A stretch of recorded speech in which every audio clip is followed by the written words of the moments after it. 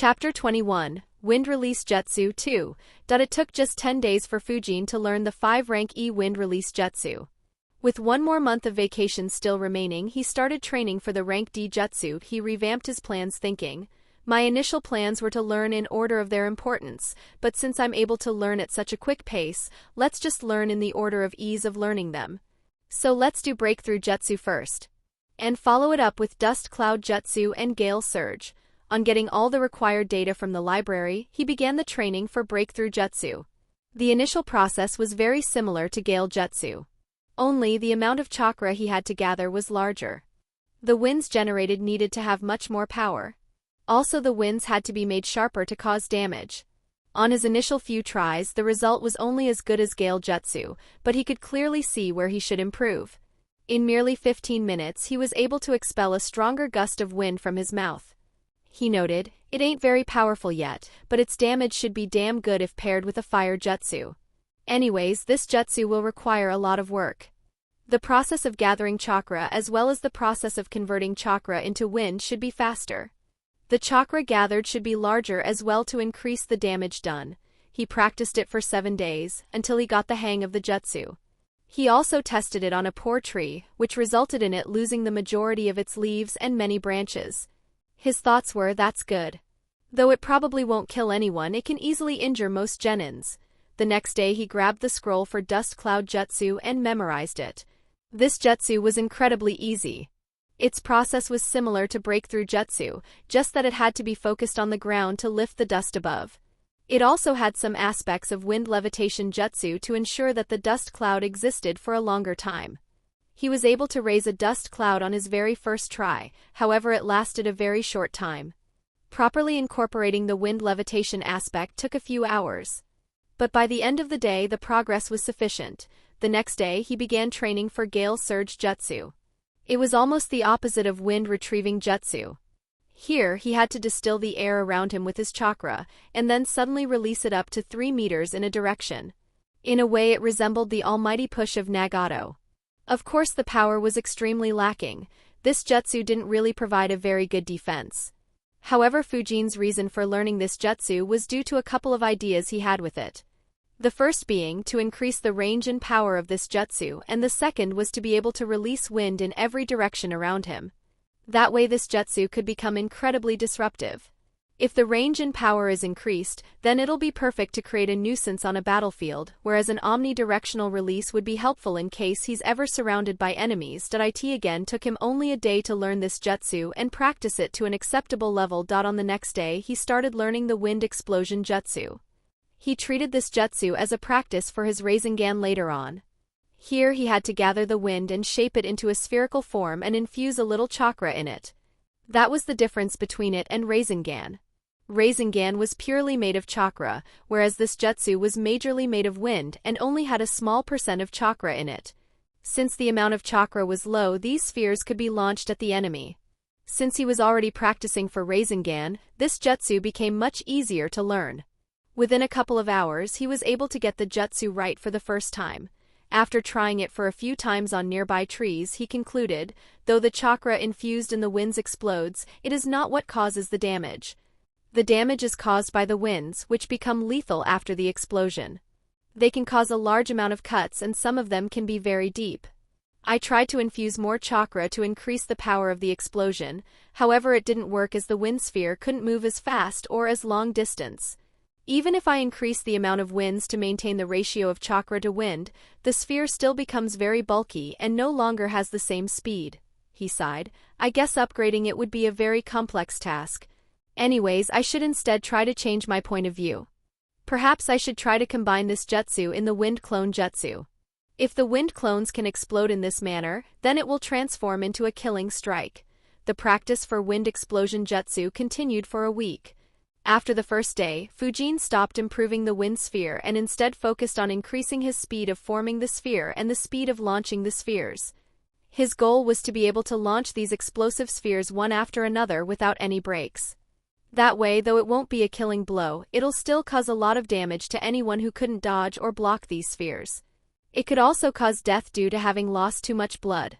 However, he was still quite far from reaching that stage. On the following day, he started learning the propelling winds jutsu. Here the task was to gather the chakra in his hands and burst it in a direction. That burst would apply an opposite force on him and move him in the opposite direction. This technique could be used to change directions quickly. However, in terms of movement on land, this technique was quite inferior to body flicker.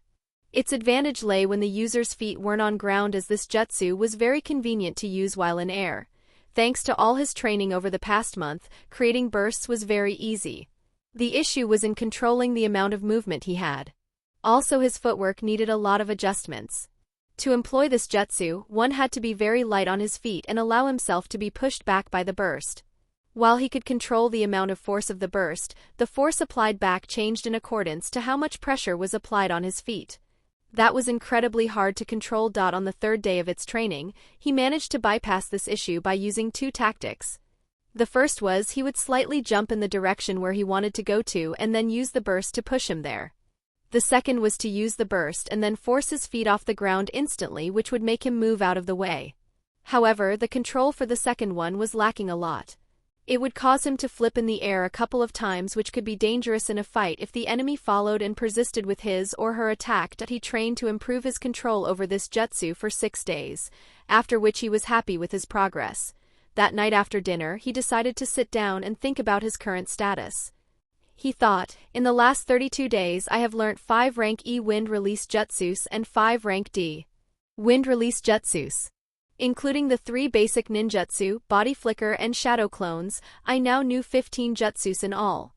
He analyzed his jutsu further and concluded, my wind clone jutsu makes the normal clone jutsu redundant. I should completely drop its usage. Gale jutsu 2 doesn't need any more work. It can cover footsteps adequately, and in fights, breakthrough jutsu is much better.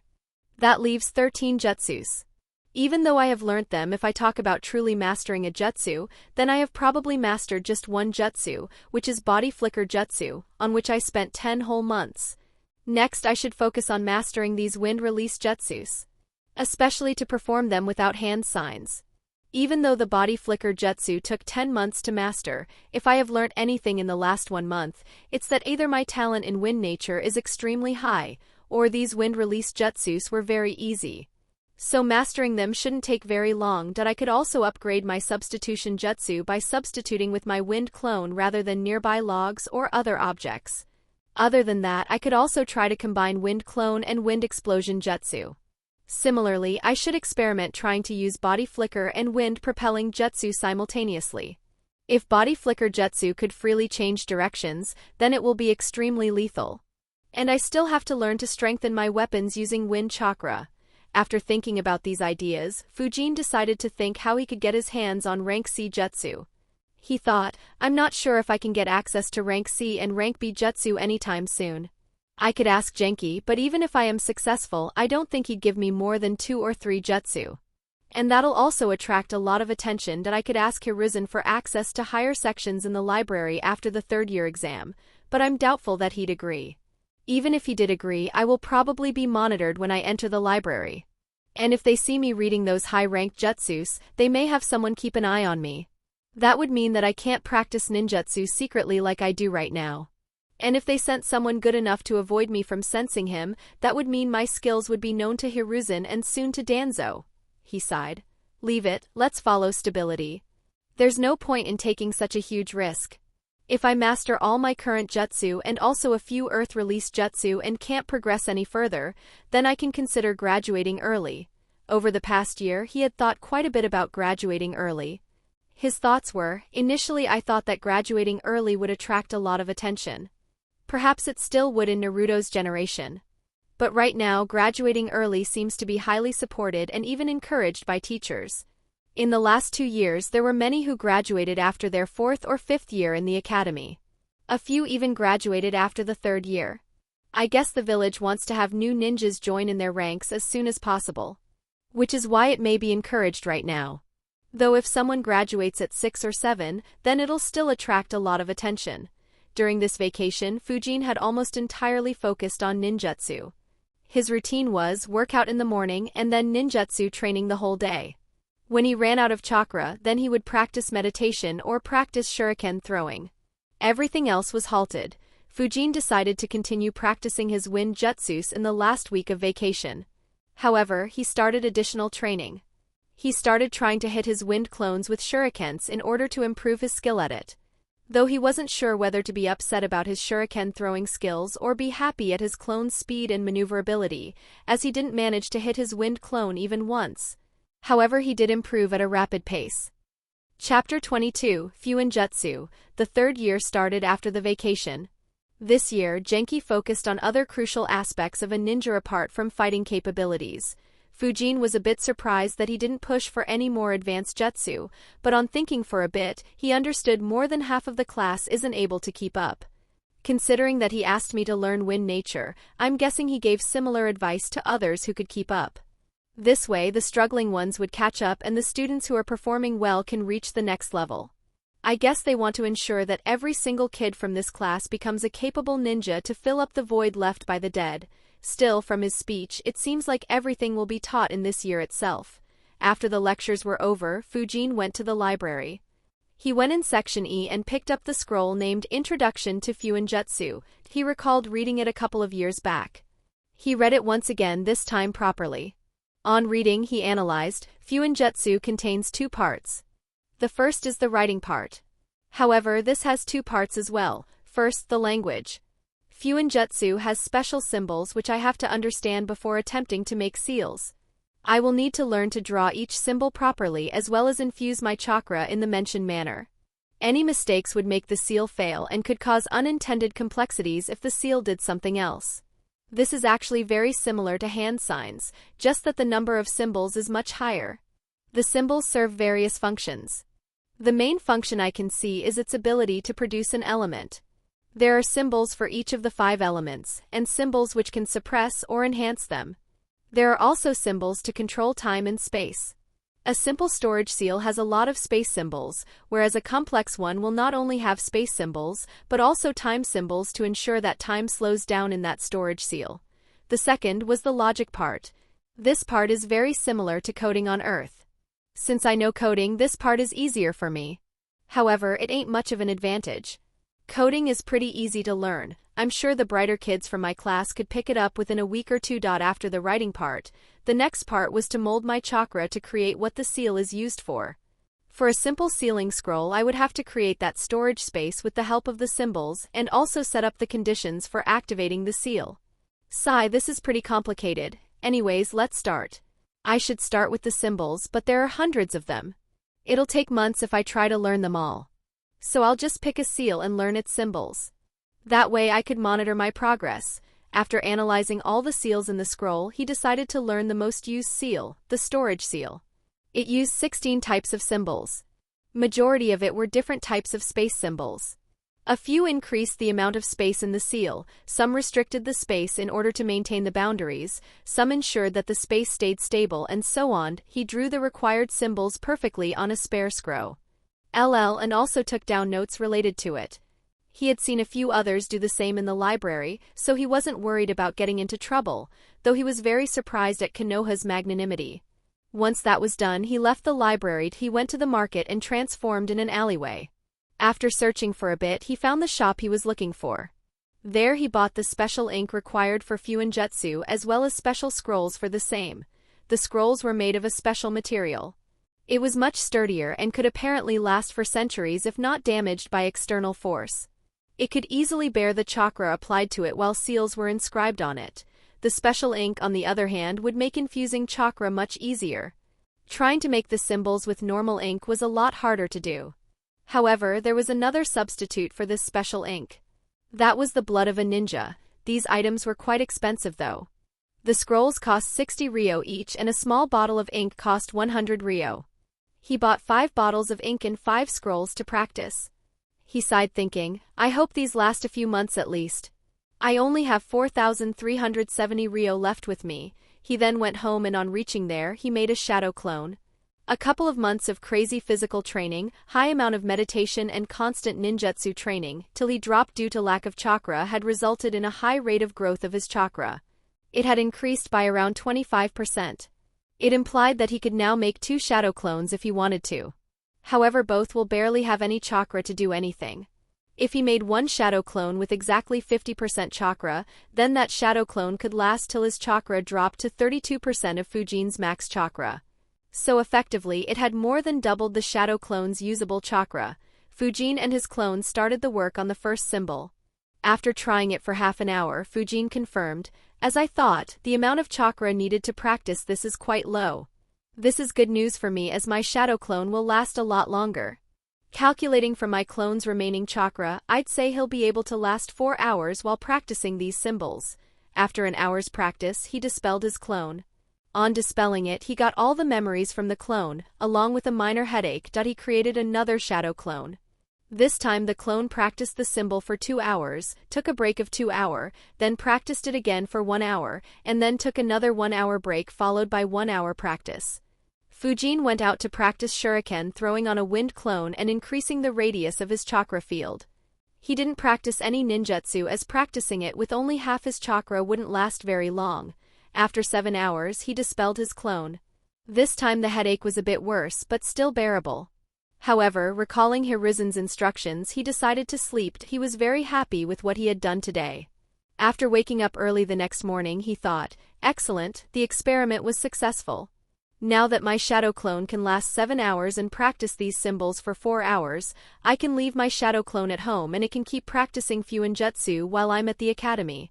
I guess my chakra needs to increase by another 20 to 25% so that my clone could practice for 7 hours straight. Still, I need to decide what the clone should do in the spare 3 hours. He thought for a bit and then it clicked him. Yeah, why not? I should buy a few cooking books for the clone to learn. In the past 2 years I have learnt to make various breakfasts, but I didn't learn to make a proper lunch or dinner as I didn't have much spare time. This seems the perfect opportunity to learn it. Alright, today, after the academy, I'll buy the books."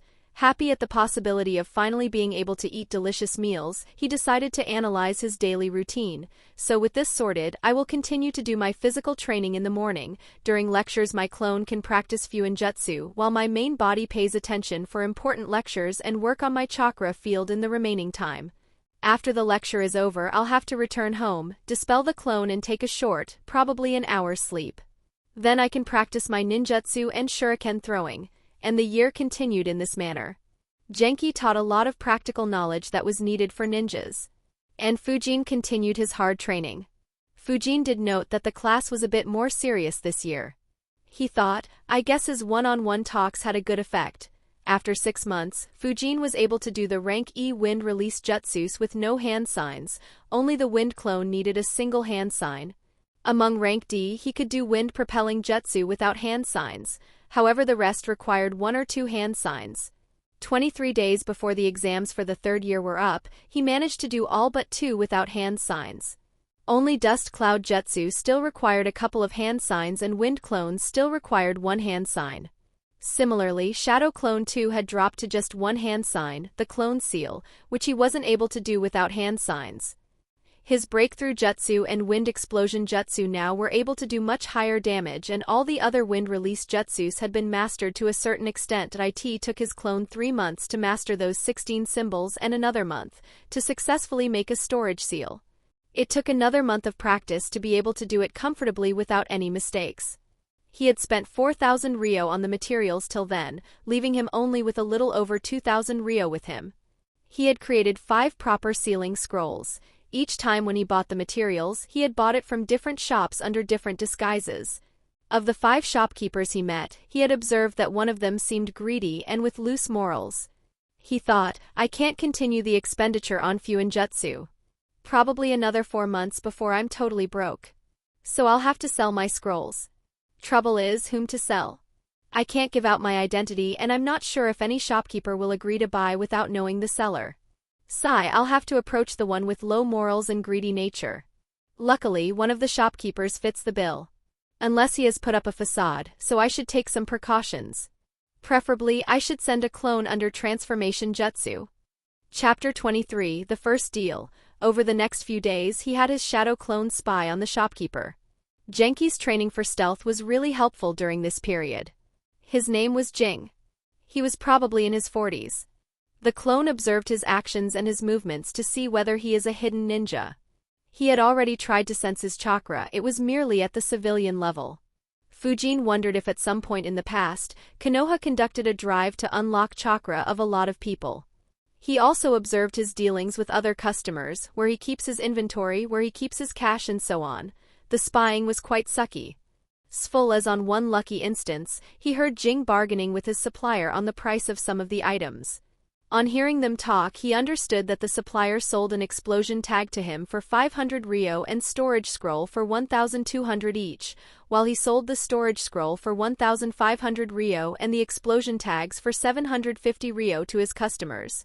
After being sure that he was a safe target, he sent his shadow clone with the 5 scrolls. His clone took the appearance of a middle-aged man and approached Jing when no one was in his shop. On seeing him approach, Jing put up a kind smile and said, "Hello, what do you want to buy?" Fujin's clone replied, "Hello, I'm not here to buy but to sell." Hearing that, Jing was quite surprised. He raised an eyebrow and asked, "Sell? Who are you?" Fujin's clone replied, "You can call me Zoro." Jing noticed the fact that the man in front of him asked him to call that. He then asked, "What do you want to sell?" Fujin's clone paused for a moment and stared in his eyes.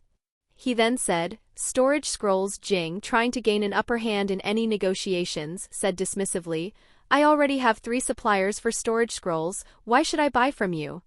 Fujin's clone smirked and replied, "Because my scrolls are better." That statement got Jing interested. He asked, "How?" "And I'll inspect your scroll first before buying from you." Fujin's clone maintained his smirk and replied, "Suit yourself," and handed him a scroll. Jing took the scroll and invited him to a room inside the shop. On the way he asked, "So what's the name of your company and who is the person in charge of it?" However, he was dismissively answered with, "You don't need to concern yourself with it." Hearing that, Jing thought, "Oh, a secret organization?" So either he is someone who doesn't want anyone to know that he can make storage scrolls, or he has a secret organization behind him which probably does some shady work. Hee, I'll make a ton of profits from this sheep. On reaching the room, Jing started inspecting the scroll. Fujin clone's claim wasn't empty. A standard storage scroll has 10 storage seals in it. However, the one he made had 12 seals in it. When he saw Jing inspecting the scroll, Fujin's clone thought, "It isn't difficult to make 12 seals in a single scroll. You just have to draw the seals closer to each other." Actually, if anyone wants to make an optimal storage scroll while keeping the size of the scroll the same, then he could make 25 seals in the scroll. However, for the ones who mass-produce these seals, 10 is the optimal number. The reason is that many buyers don't need more than 10 seals in a scroll. And for the ones who want more, the producers would profit more if they bought more scrolls. It also resulted in less effort needed to make the scroll. So it had become an optimal number for them to make maximum profits. However, I don't have any such restrictions. I just want to make some money to continue practicing Fuinjutsu. On looking at the number of seals in the scroll, Jing had similar thoughts. However, he could also think even further than Fujin as he had a lot more experience and information. He analyzed, while just having 2 more seals might not seem such a big deal to normal people, but I know the ninjas who want to buy scrolls having more storage seals in them. Just last week one jounin was talking about the convenience of having a storage scroll with more seals. I can sell this scroll to him for a much higher price. Probably even over 2,000 Ryo. Then he looked at Fujin and thought, now the only question is whether he is aware of its value or not. After a few moments his expression became unpleasant and he angrily said, "Your scrolls only have 2 seals more, and the quality of each seal is the same as others. 10 seals are already more than enough for a single scroll. I will buy it from you, however I'll pay you the same price as I pay to my suppliers." Knowing the kind of guy the shopkeeper was, Fujin's clone smirked again and said, Now, we both know that ain't true. There are too many ninjas who will willingly buy scrolls with more seals." Jing, however, dismissively replied, "Yes, but they won't be willing to pay higher. Still, seeing that you could add 2 more seals, I'll pay you a bit more. Instead of 1,000 Ryo, I'll pay you 1,100 Ryo." Hearing that, Fujin's clone scoffed and said, "Do you think I live under a mountain? The standard scrolls are supplied for around 1,200 to 1,250 Ryo. Even if you consider the least at 1,200 Ryo, just considering that it has 20% higher seals would raise the price to 1,440 Ryo. Not to mention the fact that some ninjas might be willing to pay more." Hearing that put a lot of pressure on Jing. He internally sighed at the numbers thrown by the other party. The haggling continued for a few more minutes. Jing took advantage of the fact that the opposite party wasn't willing to reveal his origins and used that point to decrease the buying price to 1,150 ryo. After the haggling was over, Fujin's clone thought, "Sigh, that was some intense haggling. This fellow is much better at haggling than me." But either way, while he may think that he made a profit, just being able to sell these scrolls for over 1,000 ryo each is more than enough for me. He then smirked internally, thinking, well, I still have one more advantage to play. While he may be a better haggler, I have the advantage of being the lone supplier of the 12 seals storage scrolls. I am so interested in looking at his final decision. After deciding the price to be 1,150 ryo, Jing asked, "So Zoro, how many scrolls do you have to sell?"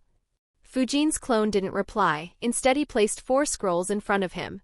Looking at that, Jing was at a loss of words. He thought, just 4? So including the one I inspected, there are only 5? What is he playing at? Seeing that the seller wasn't saying anything further, he showed an enraged expression and asked angrily, "Only 5? You wasted all my time for only 5 scrolls?" Fujin's clone calmly replied, "The boss has sent a few like me to other shopkeepers to sell it too. Depending upon the price each shopkeeper gives for these scrolls, the future sales to those shops will be decided." After hearing that, Jing's expression was really a sight to see. Fujin's clone had a laugh internally. It was the first time in their negotiation that Jing had lost his composure. Fujin's clone's thoughts were, while I don't necessarily need a higher price, doing this would cast much lesser doubts on me. Also, the existence of a boss behind me will keep this fellow from going overboard. Jing, however, got lost in his thoughts. Damn. What to do now? By buying one scroll for 1,150 ryo, I probably won't get any more scrolls from him in the future. But if I pay high and others still pay higher, then I still might not get any in the future. Still though, a boss and more people like him? Are they trying to change the whole storage scrolls market? He thought for a bit more and then Sked, will you be selling all your scrolls to only the one who buys it for the highest price, or others as well? Fujin's clone replied, "We will be selling it to many shopkeepers. Only the amount of scrolls we sell to them would depend on the prices they offer. Of course, the ones who offer lower than average might not get any. But I'm not privy to the exact plans." Jing analyzed for a minute and then sighed. He thought, buying it for a low price would mean killing the goose that drops the golden eggs. But how much should I buy it for? I don't want to pay a lot for it. Otherwise my profits won't be enough. Let me go with 1,500 ryo. That should be enough to earn higher off them than normal storage scrolls. He then offered a price of 1,500 ryo per scroll. They completed their deal and talked a bit about how and when future deals would happen. Fujin's clone walked out of the shop with 7,500 ryo. He handed the money to Fujin in an alleyway while he wandered off a bit and dispelled himself after confirming that there was no one around. After looking at the cash, Fujin's thoughts were, wow, am I really that good at negotiating? However, after getting his clone's memories back, he thought, nope, I am probably closer to a novice rather than a master.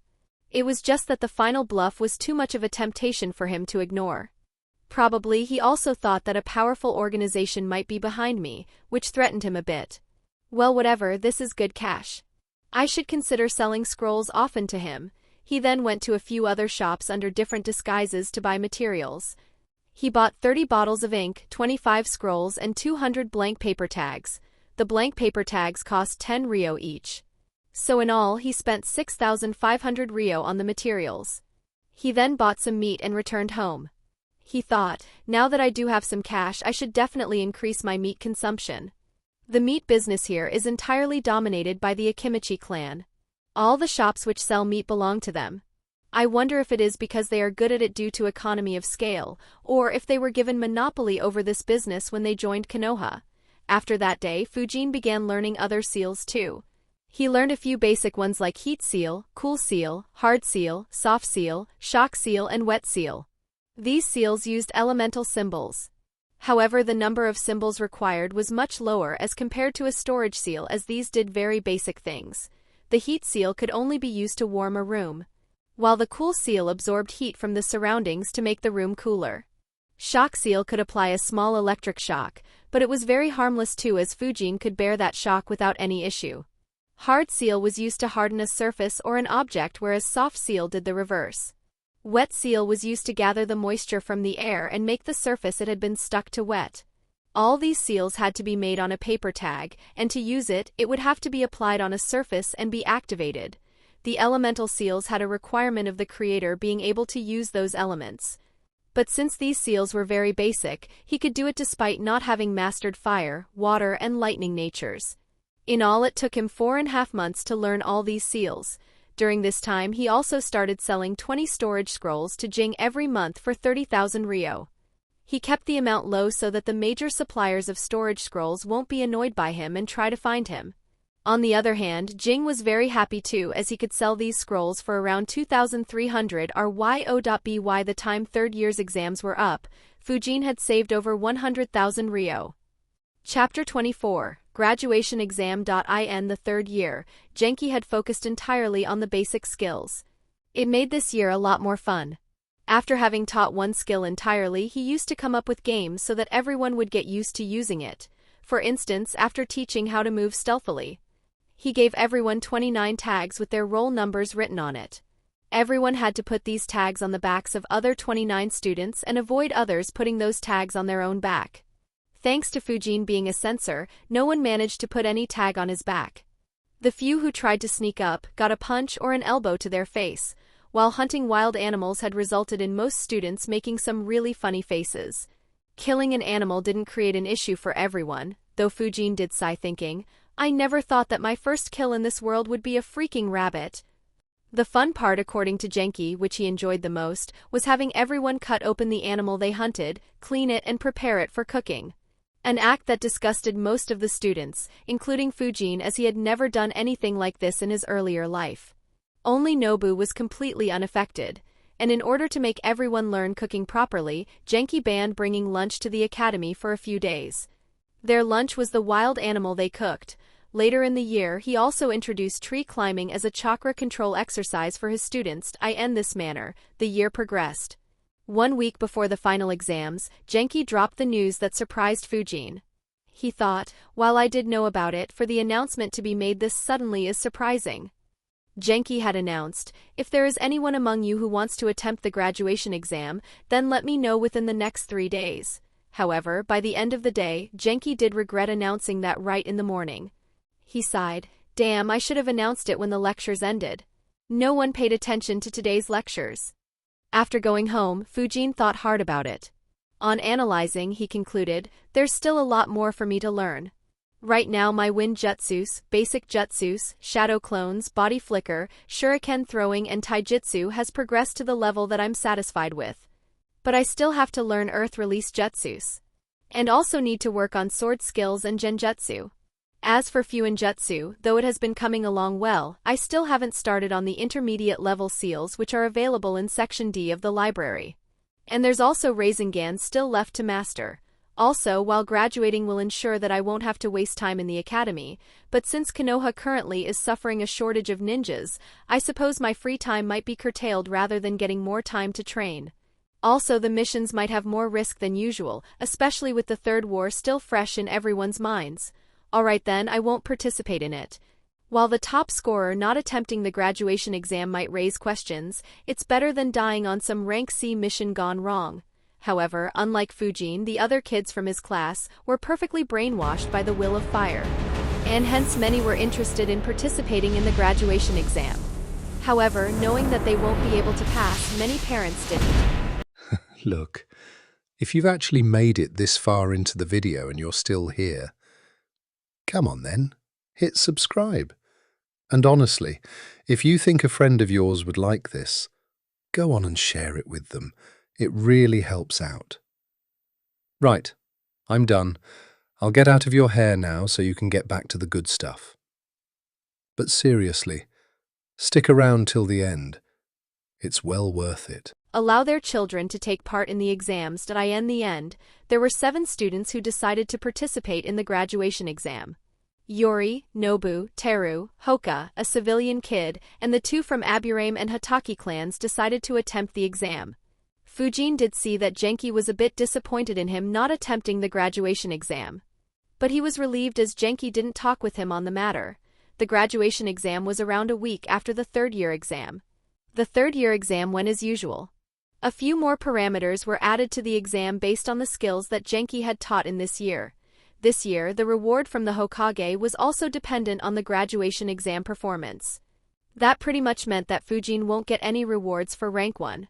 So he decreased his performance slightly in the written exam and once again didn't give his all in the ninjutsu exam.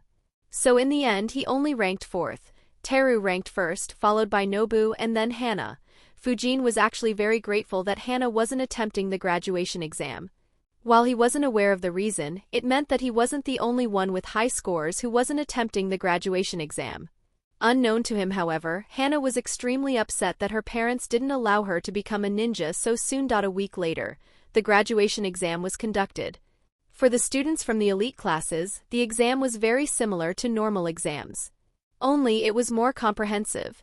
The main addition to the exam was a 50-point exam that provided students with various scenarios that they would face and asked what they would do in those scenarios. Except Nobu, everyone else struggled in this exam. In taijutsu, only Hoka and Teru performed above par, while Yori and Nobu were barely average. In ninjutsu, however, Teru, Yori and Nobu displayed why exactly they deserved to be genins. Yori perfectly displayed 2 rank C jutsus, Fireball Jutsu and Phoenix Sage Fire Jutsu. Teru was able to perform jutsus of 2 different elements. He was able to perform 1 rank C Water Gunshot Jutsu and 3 rank D Jutsus, Ground Shaking Jutsu, Headhunter Jutsu and Stone Shuriken Jutsu. Nobu showed off his variety by performing 1 rank E Jutsu of each of the 5 elements. In addition, he was also able to perform higher ranked jutsus of fire nature, which was his affinity. He performed 2 rank C jutsus, Fire Dragon Jutsu and Flame Bullet Jutsu. After all the tests were conducted, the performance of all students were analyzed. From Fujin's class, only Teru, Yori and Nobu graduated and became genins. Due to his better performance than Nobu and Yori in taijutsu, he ranked 1st in his class. From the batch, which was 1 year senior to Fujin, 11 students graduated and 28 of their seniors graduated as well.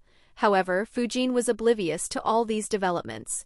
As soon as the summer vacation began, Fujin went back to his ninjutsu training. He was satisfied with his progress in wind release and decided to start training earth release jutsus and hence visited the library. A/N, this is probably the last time during the academy when it'll be theory heavy. But since the previous feedback mentioned that there was too much theory, so I won't go into explanation of each and every jutsu. If Fujin or someone else decides to learn them later, I'll explain the jutsu then. He looked at every earth release jutsu in section E and section D and made a list. The first thing he noticed was that Konoha had a lot more earth release jutsus as compared to wind. Though it wasn't really surprising considering the low number of wind release users. The list of earth release jutsus he created was Rock Throw Jutsu, E Rock Shield Jutsu, E Stone Bracers Jutsu, E Swift Earth Jutsu, E Earth Release, Transformation Jutsu, E Trapping Jutsu, E Mud Moat Jutsu, D Earth Clone Jutsu, D Rock Thorn Bed Jutsu, D Stone Shuriken Jutsu, D Headhunter Jutsu, D Pebble Barrage, D Ground Shaking Jutsu, D Earth Tremor Sense Jutsu, D Earth Mound Creation Jutsu, D Mud Interceptor Jutsu, D Earth Military Movement Jutsu, D Stone Breastplate Jutsu, D Mud Weight Jutsu, D Earth Release Camp Jutsu, D Earth Release Note Jutsu. D His first thoughts were, no Earth Wall Jutsu? That's a rather simple jutsu to be ranked higher. Even the Iron Skin Jutsu of Kakuzu isn't here. I hope it is there in higher sections. He then began reading each and every jutsu and started analyzing them. It took him around 2 hours to go through each and every one of them. He concluded, the earth release jutsus are more comprehensive than the wind release jutsus. The only point where it is bad is that the offense is lacking a bit. Surprisingly, many of the jutsus in this list have a similar potential like wind ones. However, there is one big drawback. Most of the earth release jutsus, especially the ones with high potential, will be severely restrained if the fight is over a water body. Now that I think about it, IWA is pretty lucky to not share any border with Kiri. Otherwise they'd be in very passive situations in the wars. Anyways, I can ignore all offense-oriented earth release jutsus. For defense, Rock Shield Jutsu is a good option. It probably is an inferior version of Earth Wall Jutsu. So it can be upgraded later. I also wonder if I could use the Hard Seal to make the shield more durable. For trapping, Mud Moat Jutsu is a good option. It creates a 6 feet deep moat with 6 feet radius around the user. It should serve as a base for that rank as swamp jutsu which Jiraiya had. I don't recall the name though. As for movement, Earth military movement jutsu is a must-learn. It allows traveling through the ground for short distances. Having another way to escape is always good.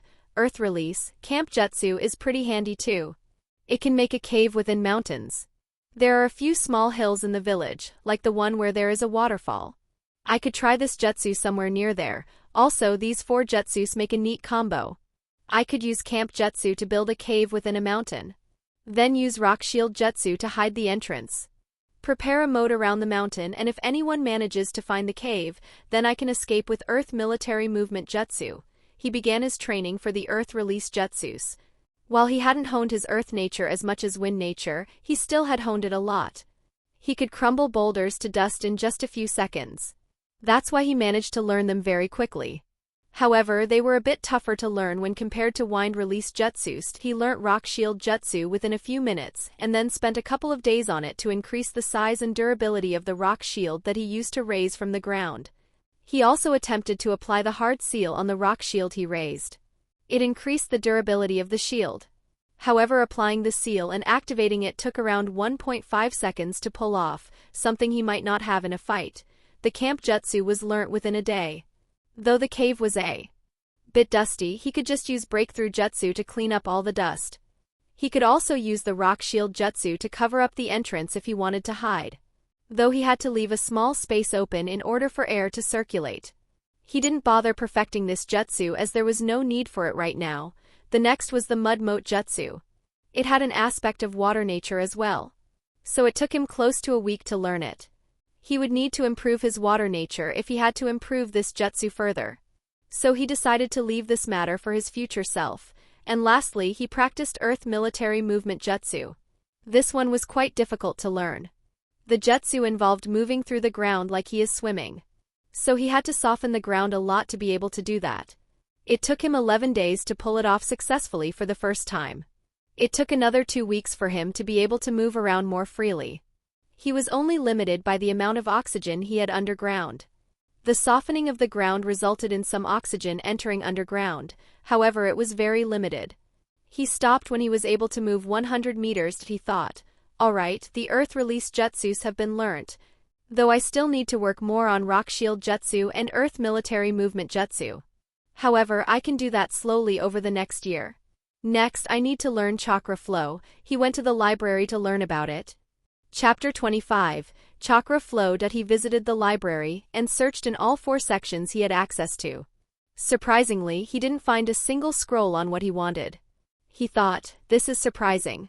Does it mean that they are kept in a higher section, or do they not provide that technique for normal ninjas? While leaving the library, he analyzed for a bit more. Yeah, that might be the case. Infusing chakra into weapons isn't that big of a deal. If I recall right, most samurai were able to do it. However, in Konoha, a sumo was the only one I recall to do it. And Danzo too was able to do it, but his method was different. Anyways, I suppose I'll have to try it myself. I don't think Genki or his friends might know this. On the way back to the mini forest, he thought of various ways to do it. His first thoughts were, let's just try to flow my chakra through a kunai like I try to do it when trying to cut a leaf. Only, instead of trying to cut the kunai, I'll try to make its edges sharper. He then tried to implement that trick, however he had many troubles in doing it. He had instantaneous success in what he was trying to do as he was able to imbue his kunai with his chakra on his first try. However, the chakra amount that got imbued was very low, and even after trying to infuse more chakra in it for 2 days, he didn't improve much. Also, while the kunai's sharpness and penetrating capabilities improved, it wasn't much and he didn't make any improvements over the couple of days. He thought, what a bummer. This seems to be a dead end. I guess having a chakra blade might aid, but something seems wrong. Perhaps I'll improve if I stick to this, however it'll probably take years. I need to think of another way, he thought for a few hours, and then it clicked him. He decided to go the Hunter x Hunter way. He thought, yeah, that's right.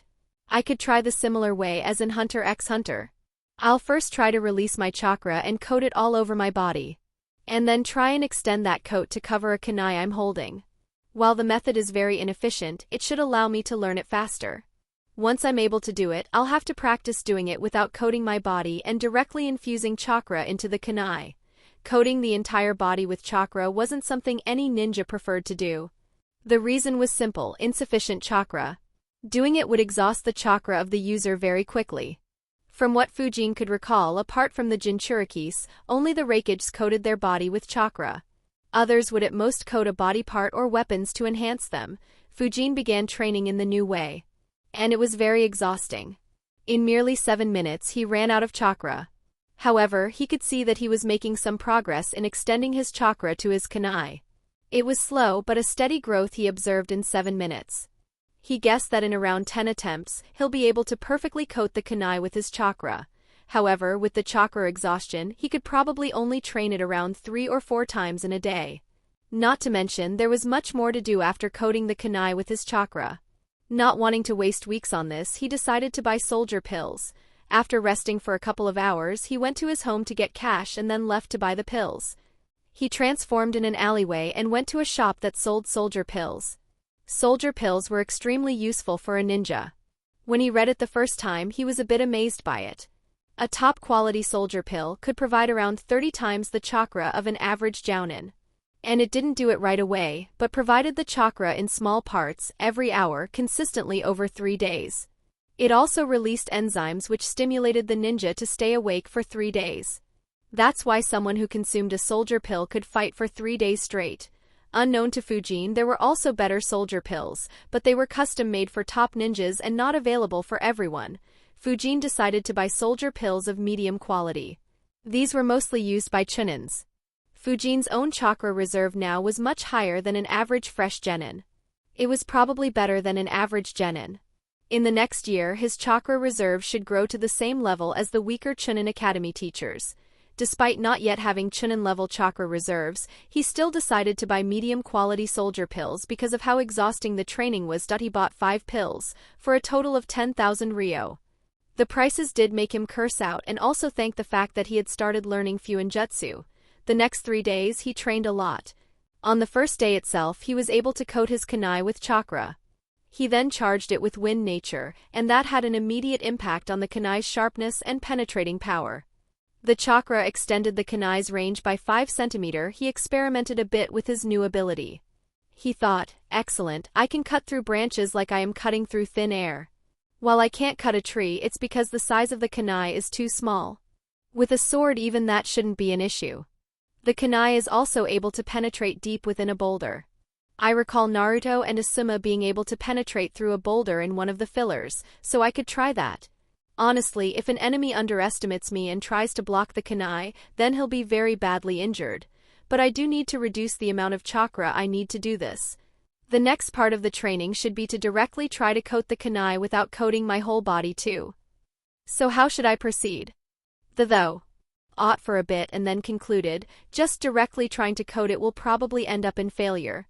I should instead try to coat only my hand with chakra and then try to extend it to kunai. I guess I could also try to train in how to infuse chakra in my punches in this way too.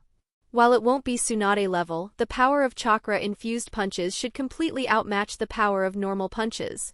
He then proceeded trying to coat only his fist with chakra. It took a few hours to be able to do that. He thought, okay, this wasn't so hard. He then tried to extend that chakra to kunai. While he was able to extend it, the amount of chakra he could now extend to the kunai was much lesser. He thought, I see, since I'm just coating my fist, that's why the amount of chakra I'm extending is much lesser. So basically I'll have to concentrate more chakra in my fist. He then started to concentrate more chakra in his fist. This was much harder than expected. It needed a very high level of chakra control to be able to do that. Luckily for Fujin, he had trained his chakra control a lot. It took a day for him to be able to double the chakra he could concentrate in his fist. Not satisfied with the amount, he kept on trying more. However, soon 3 days were about to be done.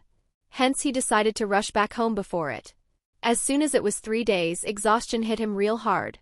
The side effect of using soldier pills was bad. Luckily it was only a short-term exhaustion and didn't have any long-term effects. He straightaway went to sleep without setting any alarm. When he woke up, he looked at the clock and thought, oh, it's 8:10 a.m. Wait, I fell asleep yesterday at 4:30 p.m. So I slept for over 15 hours?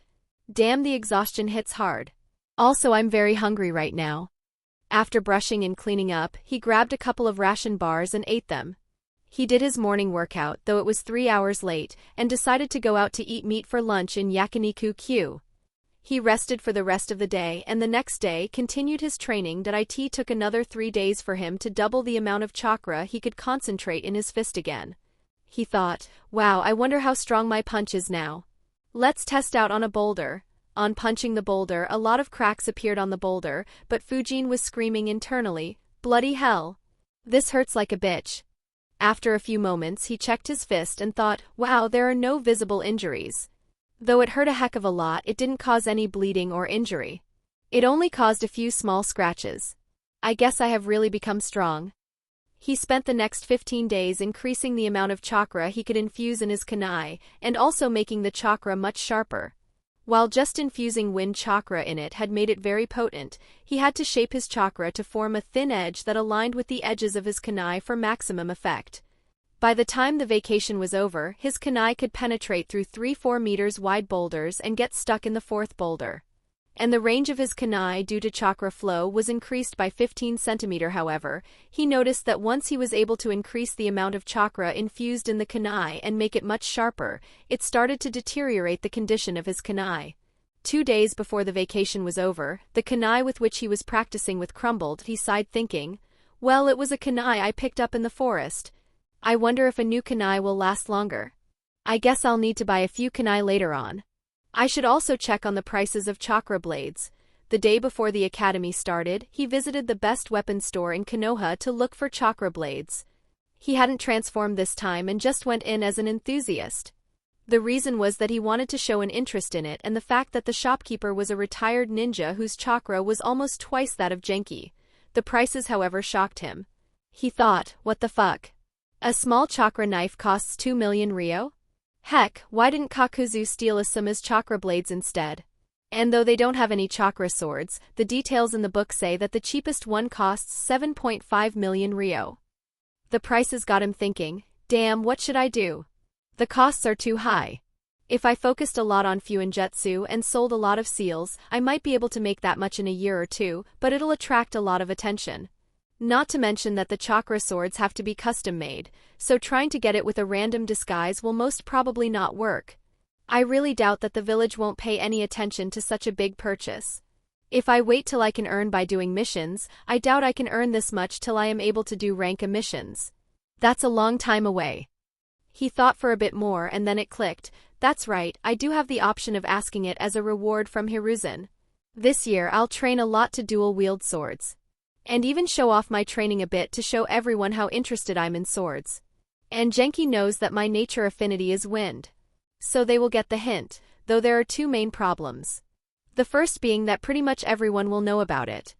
The second is whether Hiruzen will actually reward me something so expensive. He thought for a bit more, oh well, fuck it. I can bypass the first issue by asking Hiruzen to hold on to my swords. When I'm confident that I can take on Jounins, I'll ask him for the swords. As for second, if he refuses, then I will ask him for smaller chakra blades. With all the crap he talks about the will of fire, it'll be damn fun to see how he would refuse a young kid twice. Sadly, I have built a rather mature and a bit nervous image. So I can't throw tantrums if he refused me twice.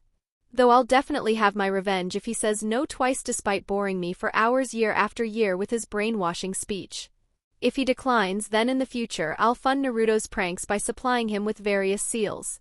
Then I'll enjoy watching the mess he makes of Konoha. With those thoughts, he laughed like a devil.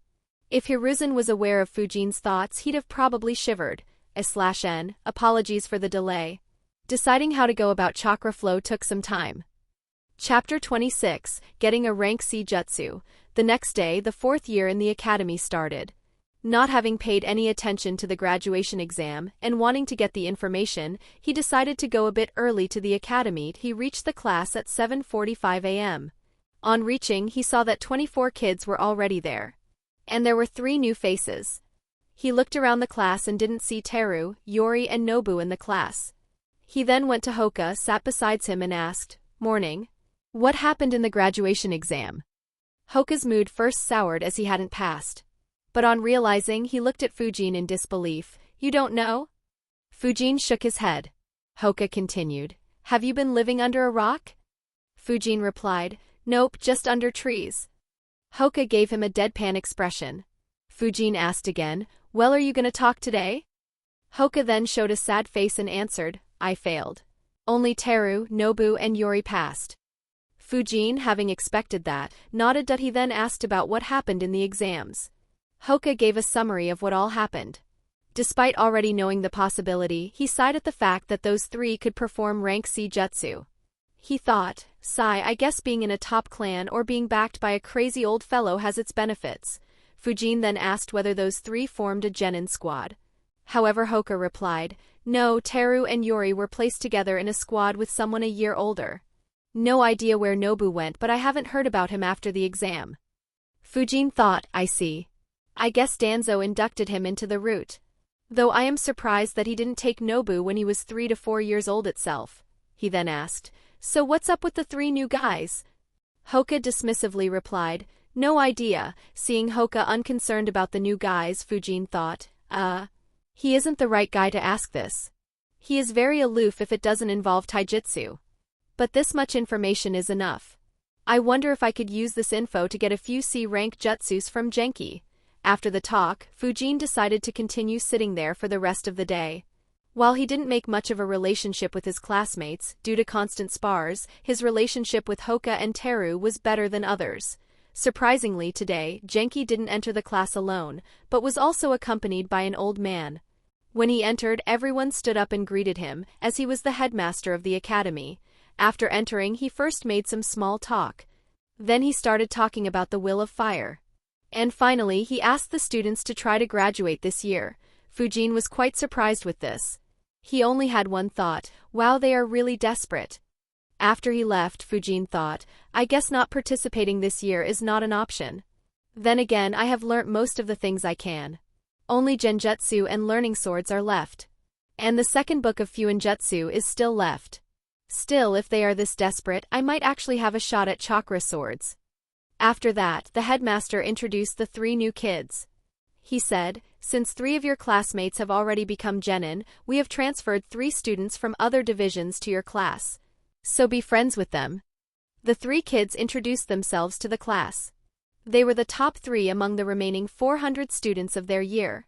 Some students were happy to have new classmates, some felt like they didn't need anyone else to join in, so the reaction was mixed. Fujin's thoughts were, I see, so in this way they ensure that the other students don't become too pressured due to few of their classmates becoming Genins.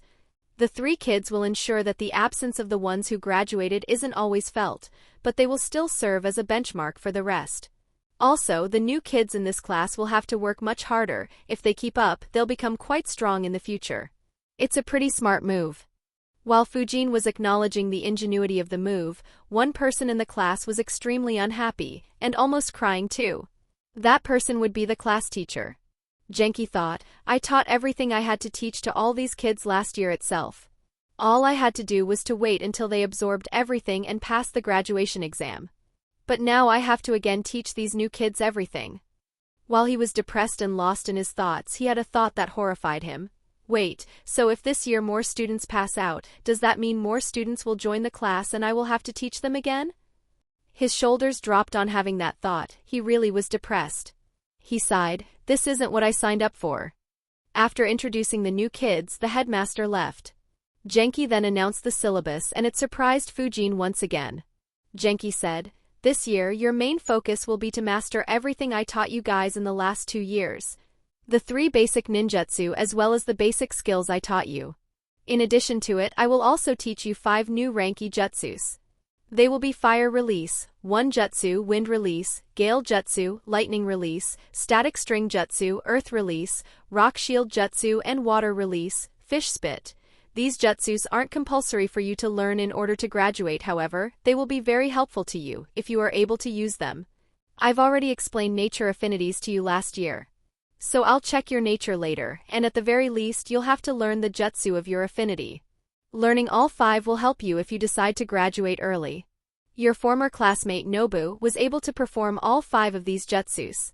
That's why he was able to graduate so early. Mentioning Nobu riled up the class and made them very competitive. Genki was satisfied with the reaction. He thought, it's nice to see them so motivated.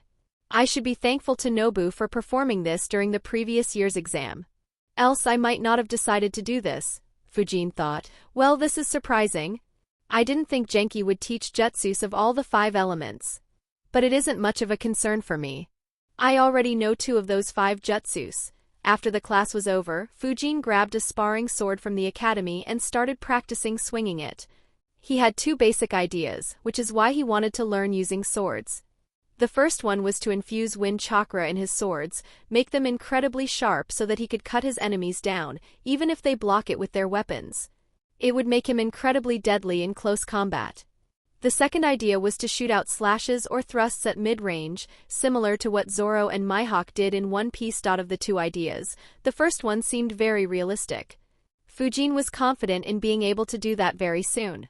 He wasn't quite sure about the second one though. His memories regarding the small events in Naruto had grown a bit hazy by now, so from what he could recall, there was only one ninja who could use brute force at mid-range. That was Guy while performing his morning peacock and evening elephant. However, even if he wasn't able to send slashes flying with brute strength, it could be replicated by launching a slash of chakra instead, like the samurai are able to do. And it could be improved further by charging that chakra with wind nature. After practicing for an hour, he sighed at his sword skills. He thought, even though I have watched a lot of swordplay in my previous life, I don't really have a proper way to train it. Oh well, I'll bother Genki once again. So he kept the sword back and went to find Genki. On finding Genki, he saw Genki talking with a fellow teacher. He waited for a bit. Genki, after seeing Fujin, cut short his talk and asked Fujin why he was here. Fujin said, "Sensei, I want to learn how to use swords. Can you teach it to me?" Genki almost cried. Internally, first, that headmaster made me teach 3 new kids everything again. Now this brat comes and asks me to teach him how to use swords. As if I don't have any other work to do. And he doesn't even attempt the graduation exam. He gathered himself and sighed. Whatever, I can't say no to him. But I do need to have a talk with him. I want him to graduate this year. If he stays for another year or 2 and if others start taking a cue from him and ask me to teach more, my life will become hell. Fujin was surprised at Genki sighing. He wondered, what's up with him? Wasn't he always very enthusiastic when the students wanted to learn more? Genki then replied, I don't use swords much. But I have a couple of friends who do. I'll arrange you some sessions with them. While he was saying this, he thought, I am so glad that I made so many good friends on whom I can offload my students. Fujin nodded and thanked him. Genki then asked a few more things. And then moved on the topic to graduation exams. He asked, Fujin, what are your thoughts on graduation? Fujin sighed internally at the question. There really is no other option this year. He put up a thoughtful expression and said, I will be attempting it this year. Last year I wanted to attempt it too, but I got a bit scared as it was told to us at the last moment. And I didn't know what to do. He then showed a slightly yearning and slightly sad expression and said in a sad voice while looking down, but after hearing that Yori, Teru and Nobu were all able to perform rank C jutsus, I guess it was a good thing I didn't attempt the exam. I would have made a fool of myself if I did. Fujin maintained that expression, while hoping that Genki takes pity and gives him some rank C wind release jutsu. On seeing Fujin's expression, Genki felt some sympathy for him. He thought, an orphan with no clan becoming a ninja is pretty difficult. Not having the resources that a clan provides puts them at a huge disadvantage. I myself struggled a lot due to coming from a civilian family. He sighed a bit and decided, alright, I should cheer him up and give him a rank C jutsu. Great Breakthrough Jutsu is a very basic one for wind users. And I'm sure that Lord Hokage would agree too. But first I need to check up on his progress. He tried to cheer Fujin up a bit and then asked, we checked your nature affinity more than a year back. How far have you progressed with it? Fujin replied, Sensei, I managed to cut the leaf in 2. I learnt Gale Jutsu from the library. I can also do Breakthrough Jutsu, but I'm still improving it. Genki was a bit surprised at the answer. I didn't expect him to come so far and even practice jutsus by himself. Then again, he was very diligent. Also rank E and D jutsu aren't hard to perform. But since he has learnt these 2, Great Breakthrough Jutsu should become easier for him to learn. He then said, that's good. Can you show me how well you can do them? Fujin nodded and they went to the training grounds. Fujin first performed Gale Jutsu properly. Though he could perform it without hand signs, he made all the hand signs while showing it to Genki. Genki nodded and said, "That's good. Show me breakthrough jutsu, try it on that tree." He pointed to a nearby tree. Fujin once again made the hand signs, but he made them at a slower speed. He also controlled the power of the jutsu. It only broke off a few leaves and a few twigs. After performing the jutsu, he thought, well, this much should be enough. If I had gone full power and turned this tree into a naked tree with plenty of deep cuts, a certain someone would have gotten very interested in me. Genki was impressed with Fujin's performance. That's good. Though the power is a bit lacking, it's sufficient considering that he is only 9 years old and didn't have anyone to teach him. But his talent in ninjutsu is definitely not as good as the 3 who passed. Genki thought a bit more on whether he could help Fujin more, but he couldn't come up with anything. He concluded, oh well. Even if he doesn't become a ninjutsu expert, he still is a censor. Not to mention that his taijutsu is solid too.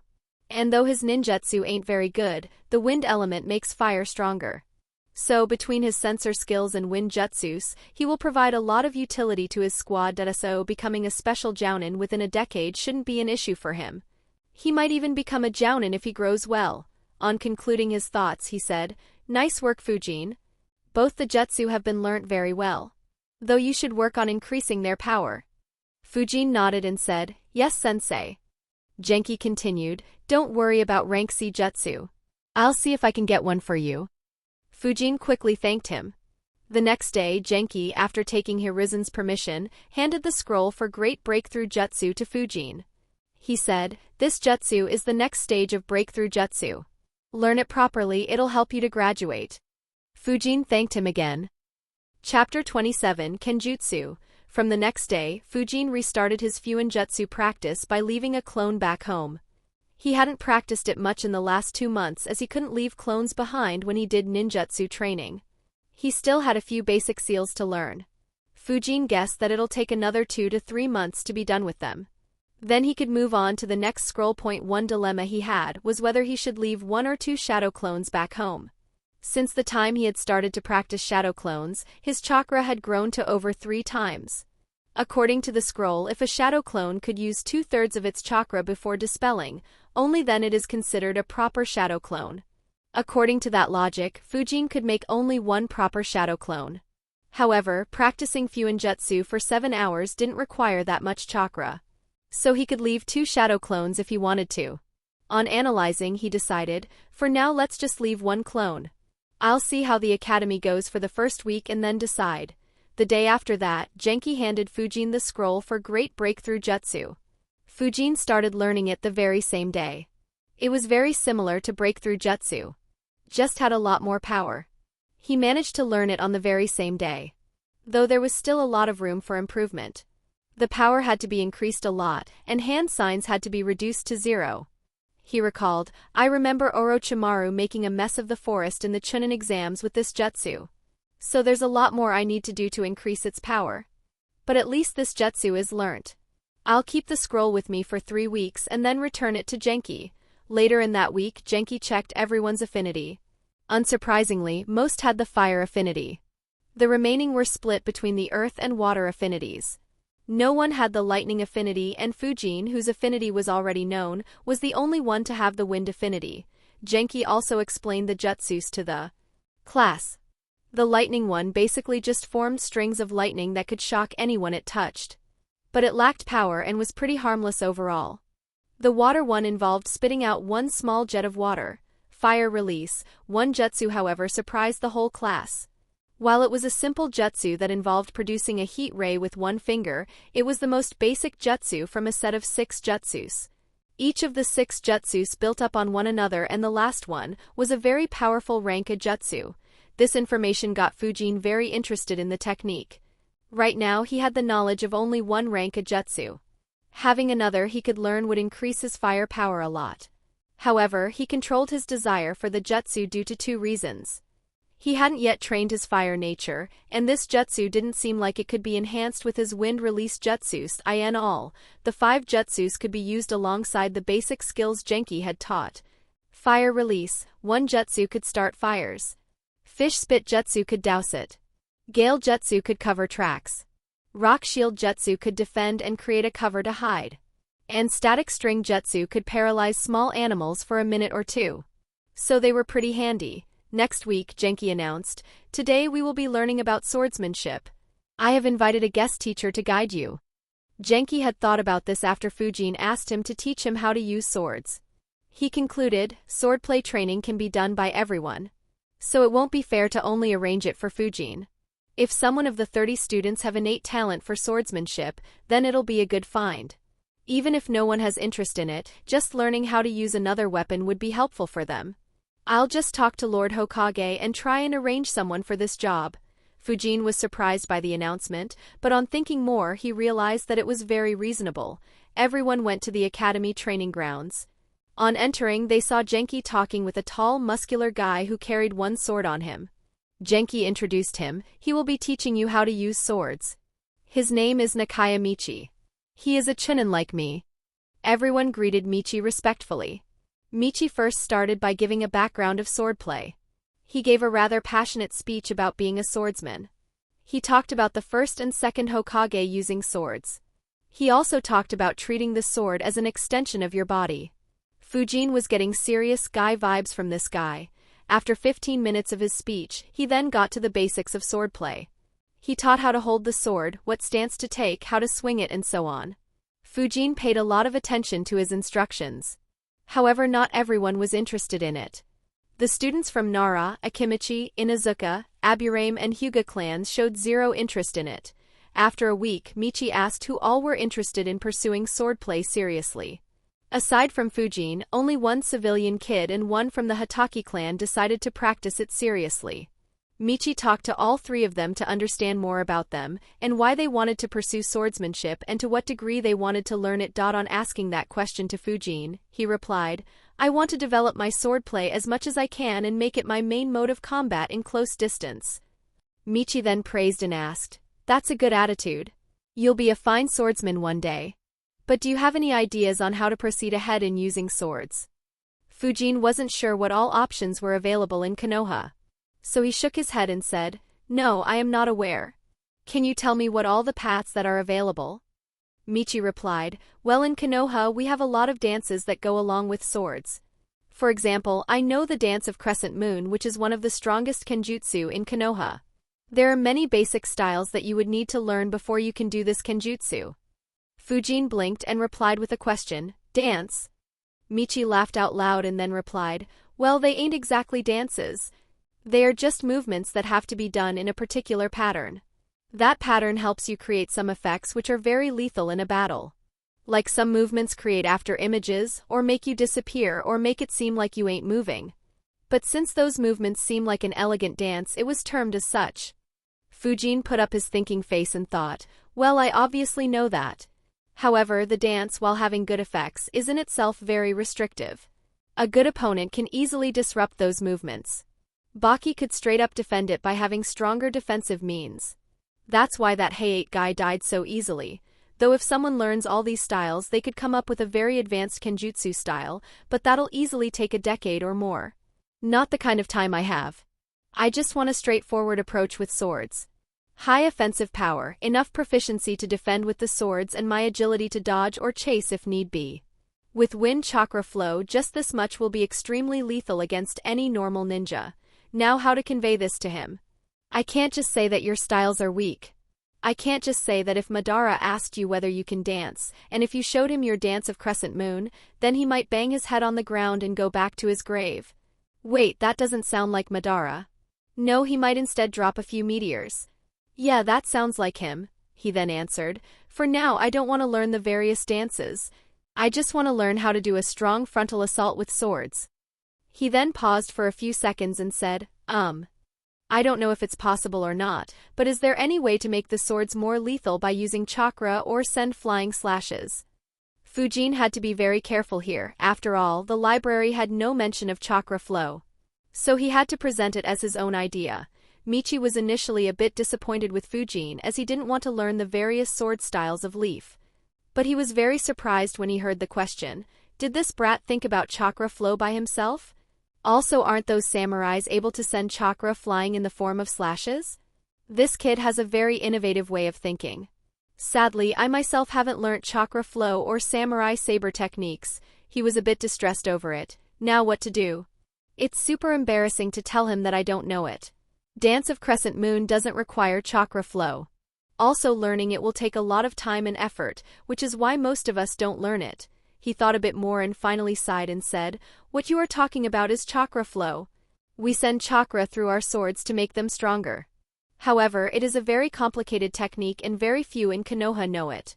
So don't worry about it right now. As for flying slashes, samurais are able to do it. However, their techniques are a secret, so learning it will be difficult." Fujin showed disappointed expressions. He thought, wow, this guy is useless. Couldn't he at least get someone who knows that to teach me?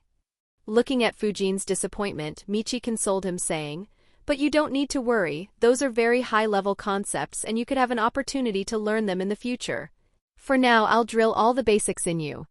Fujin nodded at him, thinking, "Sigh, my expectations have grown a bit too much. This guy doesn't really owe me anything. I guess having a class teacher who is so helpful increased my expectations a lot." He then thought for a bit more and concluded, "Well, if Hiruzen denies me chakra blades, then I could ask him to arrange someone to guide me in samurai saber techniques." Even though Michi said that those techniques are a secret, it's highly unlikely that no one in Konoha knows it. Also, now that Michi has mentioned it, I do have an excuse to explain from where I learned about it. After that discussion, Michi started teaching the basics to all 3 students. Later that day, Fujin bought a sword for himself. The sword was normal, but its quality was better than a normal kunai. It cost him 22.5k ryo after some bargaining. The reason to buy it was because he couldn't practice chakra flow with the sparring swords in the academy. Chapter 28, Genjutsu. The year continued in such a manner.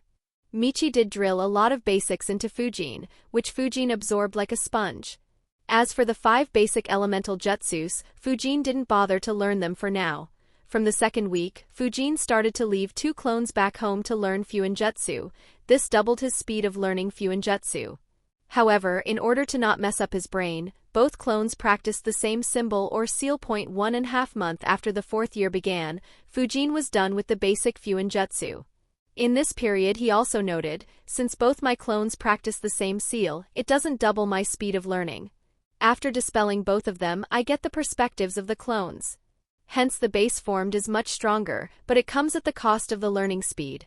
In all, I think that my learning speed has increased by around 60%. He analyzed for a bit more and concluded, the optimal use of shadow clones will be when each of my clones learn different things. However, the one attempt I did caused me an insane headache. So while this ain't the best use I can make of shadow clones, I guess this is the most optimal path for me. I suppose having a sturdier base would be more important than learning speed. After learning the basic seals, he decided to learn more advanced seals from the next version, which was in Section D of the library. This book had seals to store an element in it. For instance, seals that could seal fire in them. It made him wonder if the seal Jiraiya used to store Amaterasu was such a simple seal. The element stored could be created with the help of ninjutsu. However, this wasn't a necessity. Elements could be taken from the surroundings as well. Like for water, he could store water from a river in the seal. On reading the seals in the book, he realized, it looks like the seals Shikamaru used against Kakuzu are in this scroll. However, I guess what he used wasn't normal water, but instead water that conducted electricity much easier. I guess they put a lot of salts in the water, or maybe something else to increase its conductivity. Anyways, even these don't have much use in combat. It'll require very high creativity to use them effectively. He started learning those seals. 3 months after the 4th year began, Fujin managed to perform great breakthrough jutsu without any hand signs. In the next month he managed to do the same for rock shield jutsu. However, he still had to slam his hands on the ground to perform it. He decided, I should learn to perform rock shield jutsu by stamping one foot on the ground instead. So I'll have to learn how to send earth nature chakra underground through my feet instead. He thought a bit more and concluded, it's difficult. The hand signs for rock shield jutsu gathers earth nature chakra into the hands and then it's released into the ground. In order to do it by stamping the foot, I'll have to manipulate the chakra to be released from my feet instead. But if I could learn it, it would be an incredibly annoying defense. I could make a shield with every step while I run backwards. I guess it's worth it, so I'll train later while also trying to create wind bursts through my feet. After another month, Fujin decided to start training to use 2 swords at the same time. He bugged Michi to train him with the basics for the same. He then made a point to ensure that a lot of people see him training with 2 swords. His previous sword had deteriorated a lot in these 5 months, so he bought 2 new ones that he trained for another month, but didn't have any success at reducing the hand signs for Earth military movement jutsu to 0. With only 4 months remaining for final exams, he decided to stop training the 2 Earth release jutsus and start learning genjutsu. He visited the library and began searching for scrolls on genjutsu. He found a few scrolls in section 0. Some were just on basic knowledge of genjutsu, which were covered in the lectures, a few on countering genjutsu and one on learning it. He began reading the one that explained how to learn it. However, the very first sentence startled him. His first thought was how straightforward. The scroll started by stating, genjutsu requires very precise chakra control and very high intelligence. If you lack either, then don't bother. However, he soon became very skeptical. Is very high intelligence really needed? After all, Kurenai used genjutsu on fucking Itachi. He continued reading it and analyzed. I see, so a genjutsu is created when a ninja extends their chakra flow through the cerebral nervous system of their opponent to control their mind's chakra, thereby affecting their 5 senses. In this way, illusions of what doesn't exist can be fed to the opponent. Genjutsu in itself can be divided into 2 categories. First is creating a whole new environment with genjutsu. Here the opponent can easily tell that he's under a genjutsu. Itachi's Tsukuyami or the genjutsu Kurenai used on Itachi and Kisame can be included here. The second is just to make a small change, i.e., to plant a small suggestion in the opponent. This is harder to detect, but it isn't as strong as the first one. However, when used at the right moment, this is very lethal. The scroll also talked a lot about how to extend their chakra through the opponent's nervous systems and tricks to do it stealthily. It also had a lot of diagrams regarding the cerebral nervous system. He then went to search sections D and E of the library to see if he could get a basic genjutsu to learn. However, he received a big surprise. There were over 100 genjutsu in just those 2 sections. He was shocked by it and thought, did they put everything that Uchiha and Kurama have here? He sighed at the high amount of reading and analysis he'd have to do. In order to not waste too much time, he just began opening the scrolls on the spot and reading the description and putting them back. It still took him over 4 hours to go through all of them. After reading each and every scroll, he concluded, most of the jutsus here have no combat application. It's just different ways and scenarios of using genjutsu. I guess someone like Itachi or even Kurenai could easily use these after reading it once. Anyways, I don't really have any intention to be a master at genjutsu. With those Uchihas around, it's pretty pointless anyways. I just need to learn ways to counter it and that darkness genjutsu that Hashirama or Tobirama created to counter the Sharingan. Though I guess that one is a B or a ranked genjutsu. So I guess I should learn a couple. Let's go with rank E double vision jutsu and rank D demonic illusion, hell viewing jutsu. Double vision makes the opponent see doubles of everything. So it would be useful in putting the opponent under a lot of pressure. And hell viewing is the one which Kakashi used on Sakura. He then read how double vision jutsu is performed. He also read a few scrolls on countering genjutsu. And then followed the usual protocol and reached a mini forest. Genjutsu training couldn't be performed solo. It needed someone to cast the genjutsu on.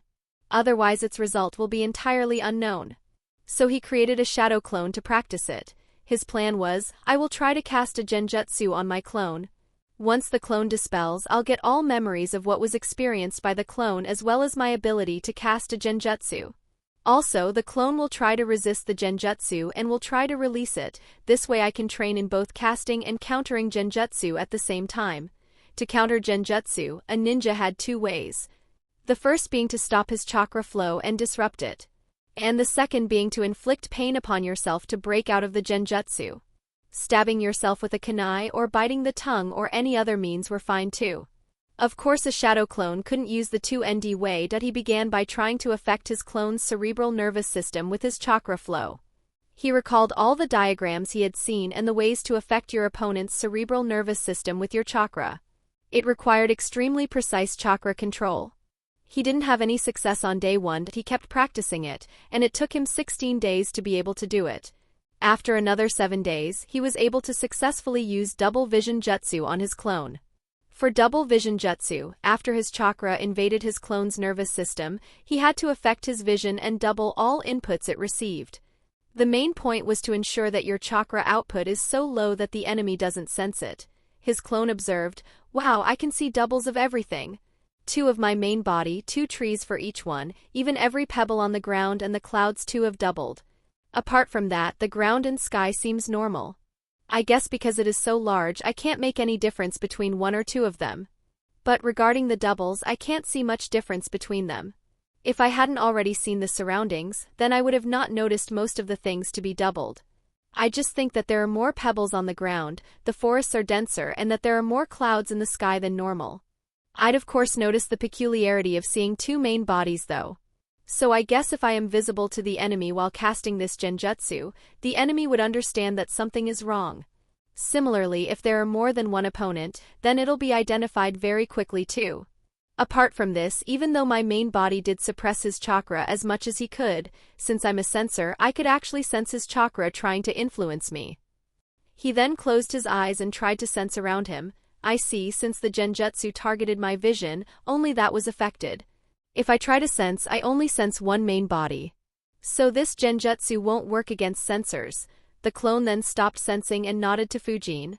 Fujin took that signal and launched 4 shurikens on the clone.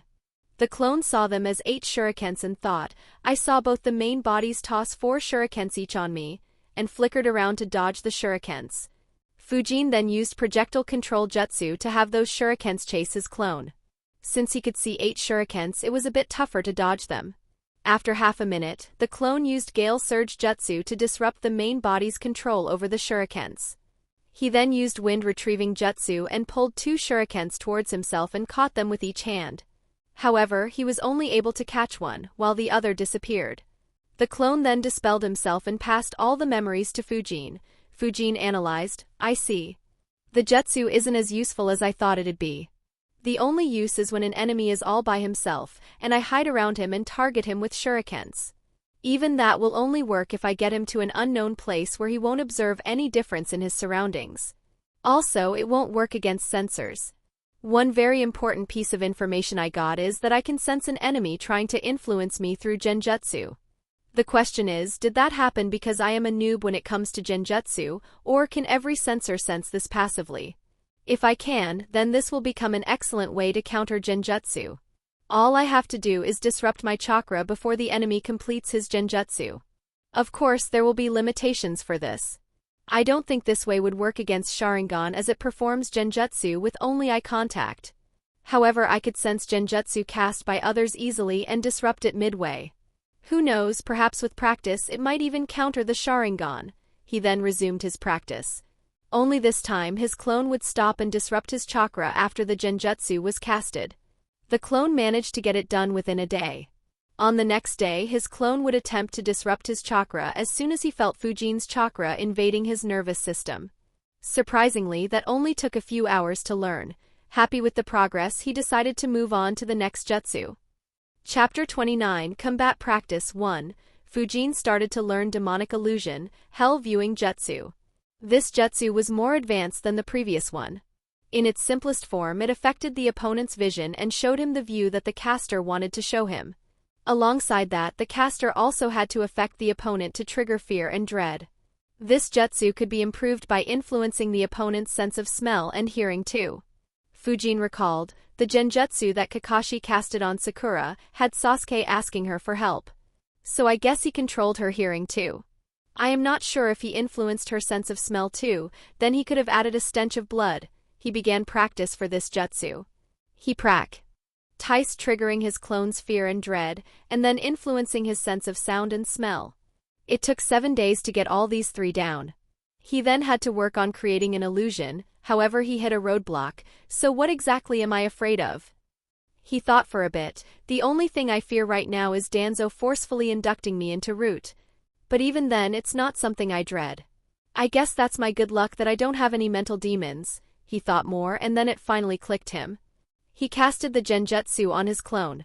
His clone allowed the genjutsu to be cast. Nothing happened for a few seconds, but then the clone saw something. There was a small black dot over the horizon and it kept getting bigger. He soon noticed what it was and thought, fucking tailed beast bomb? As soon as he saw it, he felt fear and dread. However, having experienced it for a few days, he understood that Fujin had triggered his fear and dread. The tailed beast bomb hit him and the illusion was over. The clone then dispelled himself to pass the memories back to Fujin. Fujin thought, that went well. I guess right now my biggest fear is dying like a cannon fodder, without being able to do anything about it. He then thought a bit more about the illusion. The illusion was pretty well. However, the shape of the tailed beast bomb wasn't stable. That has to be improved. Also, the ending was abrupt. While a weaker opponent like Sakura might fall unconscious, a hardened ninja would definitely not be unconscious after the illusion. So perhaps it could be expanded further to give me more time to deliver a killing blow. Perhaps after the explosion I could induce the smell of soil and blood, and maybe show the opponent an image of his own dead body, make them think they died and are now a soul or a ghost for a few seconds. He continued working on improving his illusion. It took a week for him to be satisfied with the illusion he created. After he had learnt those 2 genjutsu, less than 3 months were left for final exams. Fujin was progressing very well on all parameters. However, there was one important aspect that he hadn't focused on yet. He thought, alright, everything's going well. My chakra level is already on par with the weaker academy teachers. My ninjutsu and taijutsu too have probably surpassed Genin level. Fuinjutsu is going well. I should be done with the current scroll in another 6 months. In Kenjutsu, basics have been learnt well and chakra flow has become much smoother. I can easily cut through a tree with my sword. Heck, I can cut a boulder too. And I have started with Genjutsu too, however I severely lack combat experience. In fact, it won't be wrong to say that I have no combat experience at all. After all, there's no danger to life or even any permanent injury in the taijutsu tournament. We aren't even allowed to throw shurikens at each other. Another important thing is battle and survival instincts. To be able to make a move purely on instinct in the middle of a fight, or to be able to sense if my life is in danger, is something that is incredibly important for any ninja. Otherwise, just a sneak attack with a shuriken is enough to kill anyone.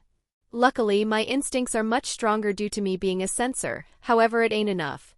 So over the next 3 months I need to spar frequently with my shadow clone. He thought a bit more and decided, to start with, let's use wooden weapons. After I'm comfortable with it, I can move on to real ones. On the next Saturday, he went to a mini forest. After confirming no one was around, he made a clone and decided to spar. Both he and his clone were armed with 24 wooden shurikens, 6 wooden kunai and 2 wooden swords. They stood face to face, 10 meters apart. Fujin picked up a pebble and tossed it into the air. The pebble hitting the ground was the signal to start the fight.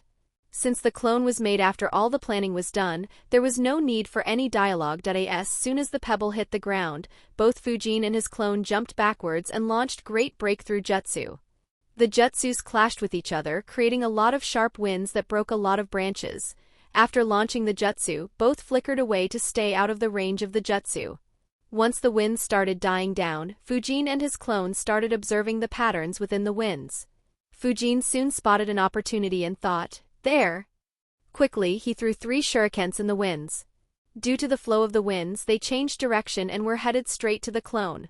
The clone noticed that, and flickered 50 meters to his left. Fujin noticed the clone flickering and observed properly that direction and tossed another 3 shurikens out. Next, he performed projectile control jutsu and controlled all 6 of his shurikens to target his clone. Looking at the 6 shurikens heading at him, the clone kept using body flicker to dodge and waited for the right moment. It soon came and the clone prepared 2 spheres of wind and instantly launched wind explosion jutsu. The twin explosions destroyed 3 shurikens and threw 2 out of Fujin's control. However, Fujin directed the remaining shuriken on his clone, not allowing his clone any rest. The clone looked at the last shuriken and thought, trying to block it will be risky if he makes a sudden change in direction. I need a distraction. The clone moved backwards and slammed his hands on the ground and brought a rock shield up. Fujin changed the direction of the shuriken to curve around the boulder, but there was nothing behind there. He thought, damn, did he substitute or go underground? And flickered on a branch of nearby trees. He then fully activated his sensor mode and focused underground and sensed his clone. He thought, alright, just gotta wait till he surfaces, and prepared a wind sphere in each hand. the clone underground was heading straight up to Fujin to make a sneak attack. However, he sensed himself being sensed by Fujin and also the chakra built up for wind explosion jutsu. Damn, can't launch an attack now. I need to get out of the ground, my speed underground is much slower. But I don't think I can dodge his wind explosion jutsu. The analysis was done within fractions of a second, and the clone decided to leave the ground directly. Fujin, sensing his clone, flickered close to where his clone would surface. As soon as the clone's head popped out, Fujin launched both the spheres and started preparing more. The clone, whose head was barely above the ground, thought as expected and created a rock shield that he had already prepared. He had put much higher chakra into the rock shield, due to which the shield was much larger and sturdier. The wind spheres clashed with the rock shield and exploded. The winds eroded the surface of the shield, but couldn't break through it. As soon as he saw the rock shield appearing from the ground, Fujin, who had already prepared 2 more wind spheres, flickered to get a better shot at the clone. Even before the rock shield was entirely erected, he was already adjacent to his clone and only around 10 meters away from him. The clone couldn't see Fujin flickering due to the rock shield, however on seeing that he was so close to himself, he fired a couple shurikens on Fujin. Fujin saw the 2 shurikens shooting towards himself and thought, "TCH. I don't want to engage them," and sent a wind sphere to counter them and launched the second one on the clone. The clone however flickered away and Fujin chased after him. Over the next minute, they flickered around at very high speed and tried to hit each other with wind explosion jutsu, shurikens, or kunais. However, neither were successful. The clone found an opportunity to surround Fujin with 6 shurikens, and in the only direction that he could escape, the clone fired a couple of wind explosion jutsus. Fujin thought, damn, escaping normally will be risky. Let's go underground, and he entered the ground using Earth military movement jutsu. However, remembering his clone's earlier predicament, he didn't close the distance, but instead went in the opposite direction and kept sensing his clone and the wind spheres. He thought, alright, I now need a distraction for getting out of the ground. He prepared great breakthrough jutsu. As soon as he got his head out of the ground, he saw the clone launching 2 wind spheres at him while manipulating 6 shurikens too. However, Fujin blew it all away with great breakthrough jutsu. The clone itself was in the range and escaped underground.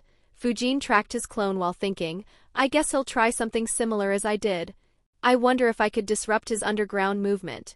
He then approached the place which was directly above the spot where his clone was and punched hard using chakra-infused punch. The ground cracked a bit. The clone underground felt the vibrations due to that punch, however it didn't cause any damage. Fujin thought, dang, that didn't work. Sigh, I guess I'm nowhere near Tsunade's level. He then flickered on a nearby tree and prepared 2 wind explosion jutsus while also readying himself to flicker away.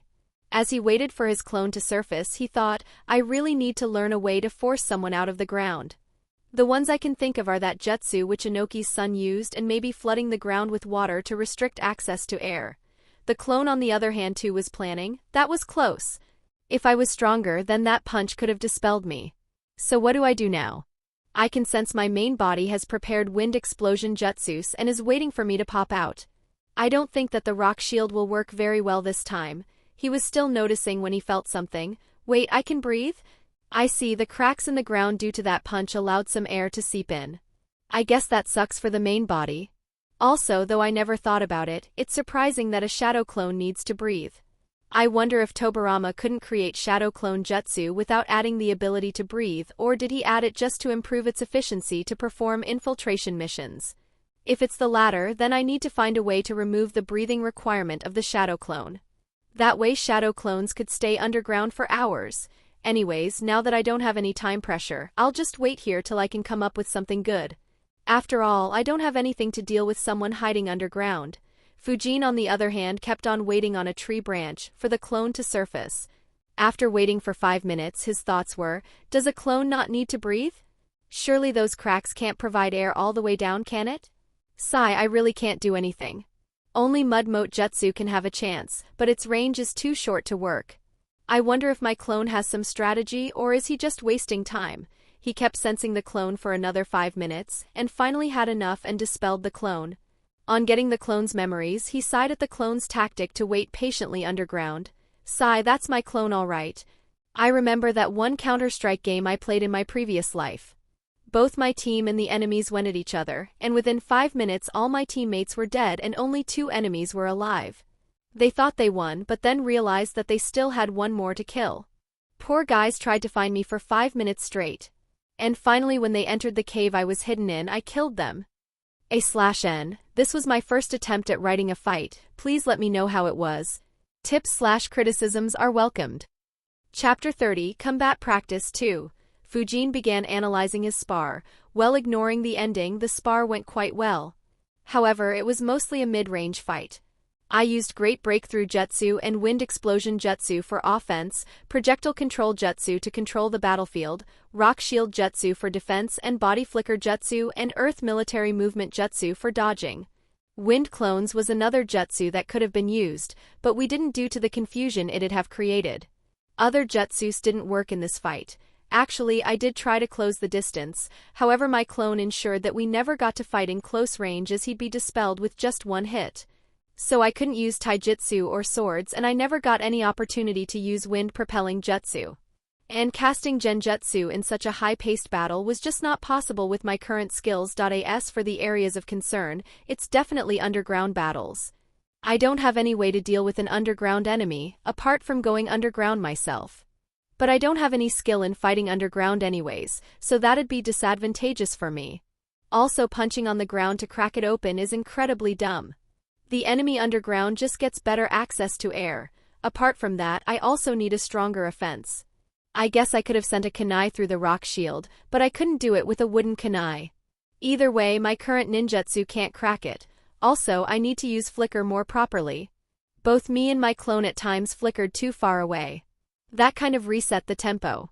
I need to be able to estimate the right distance to flicker, so that I can continue my offense right away. I guess that'll take a lot of spars to get right. After analyzing, he summarized, "Alright, in terms of mid-range combat, I surpass most of the Genins that took part in the Chunin exam in Naruto. Only Gaara would easily beat me and Temari and Shino might be able to compete. My speed is definitely faster than Lee with his weights on. And Body Flicker is probably on par with his weights off. But Body Flicker doesn't have the same flexibility, maneuverability, or even stamina that his natural speed has. As for my ninjutsu, Great Breakthrough Jutsu and Wind Explosion Jutsu are coming along really well. The Earth Release Jutsus worked as I thought they would. And I'm really surprised with the high usability that Projectile Control Jutsu provided. Though I can only control 8 shurikens max for the time being, it's still incredibly useful. He then thought about what improvements he should make. To improve power, I think I'd need to learn Fire Release Jutsus. After all, I don't have any access to higher rank jutsus for the time being. But me being able to use 3 elements will be very eye-catching. I guess I should wait till my Genin squad is formed. If one of my teammates is able to use Fire Release, I can leave this for the future. Secondly, I think I should finally start learning Rasengan. And I also need to pack a lot of explosion tags. I wonder if I could attach an explosion tag to a kunai powered by wind chakra flow. That way I could send a kunai through any defense the enemy puts up, and explode the tag when the enemy tries to dodge. As for flickering distance, it should improve with more spars. And underground combat I'll leave for later on as I don't have access to anything that'll help me combat it. I also need to improve the way I carry my weapons. I should try to inscribe some storage seals on the weapon pouches. Maybe even go a step further and make a wristband with multiple storage seals to get what I want instantly. Anyways, I also need to test out close-range combat and see how it goes. He finally stopped analyzing and made another shadow clone. This time the rules were to fight in close range. So Great Breakthrough and Breakthrough Jutsus weren't allowed, and staying underground for more than a few seconds also wasn't allowed. Flickering was restricted to 10 meters. Both Fujin and his clone stood 20 meters apart, and Fujin tossed a pebble in the air. As soon as the pebble hit the ground, Fujin rushed towards his clone. However, his clone quickly prepared and launched a wind explosion jutsu. Fujin sidestepped the wind sphere, and continued moving towards the clone. As soon as the clone saw Fujin sidestepping, he exploded the wind sphere. But as Fujin had continued rushing past it, he didn't take any damage, and just felt strong winds on his back. He then slashed his sword, aiming to slice the clone's neck. The clone, not having time to grab his own swords, infused chakra in his fist and blocked it with the back of his fist. He then flickered behind and grabbed both of his swords. Not wanting to give his clone the opportunity, Fujin threw one of his swords straight towards his clone at a very high speed. Since the clone was still in the air, he twisted his hand to face towards his left and caused a wind burst, which propelled him to the right. Fujin followed up by launching 3 shurikens on the clone and then used wind-retrieving jutsu to get his sword back and also approached his clone. The clone quickly used Gale Surge Jutsu to defend against the incoming shurikens, and then engaged Fujin in a sword fight.